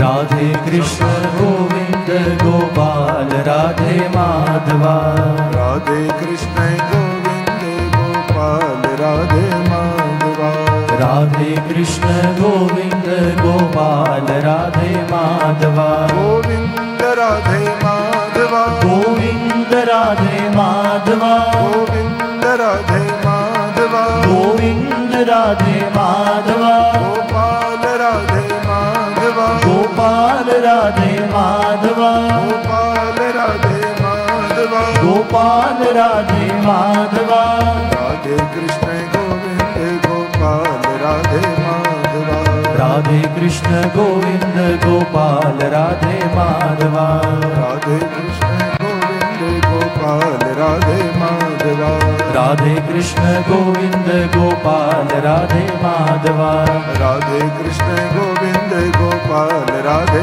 माधवा, राधे कृष्ण गोविंद गोपाल राधे माधवा, राधे कृष्ण गोविंद गोपाल राधे माधवा, राधे कृष्ण गोविंद गोपाल राधे माधवा.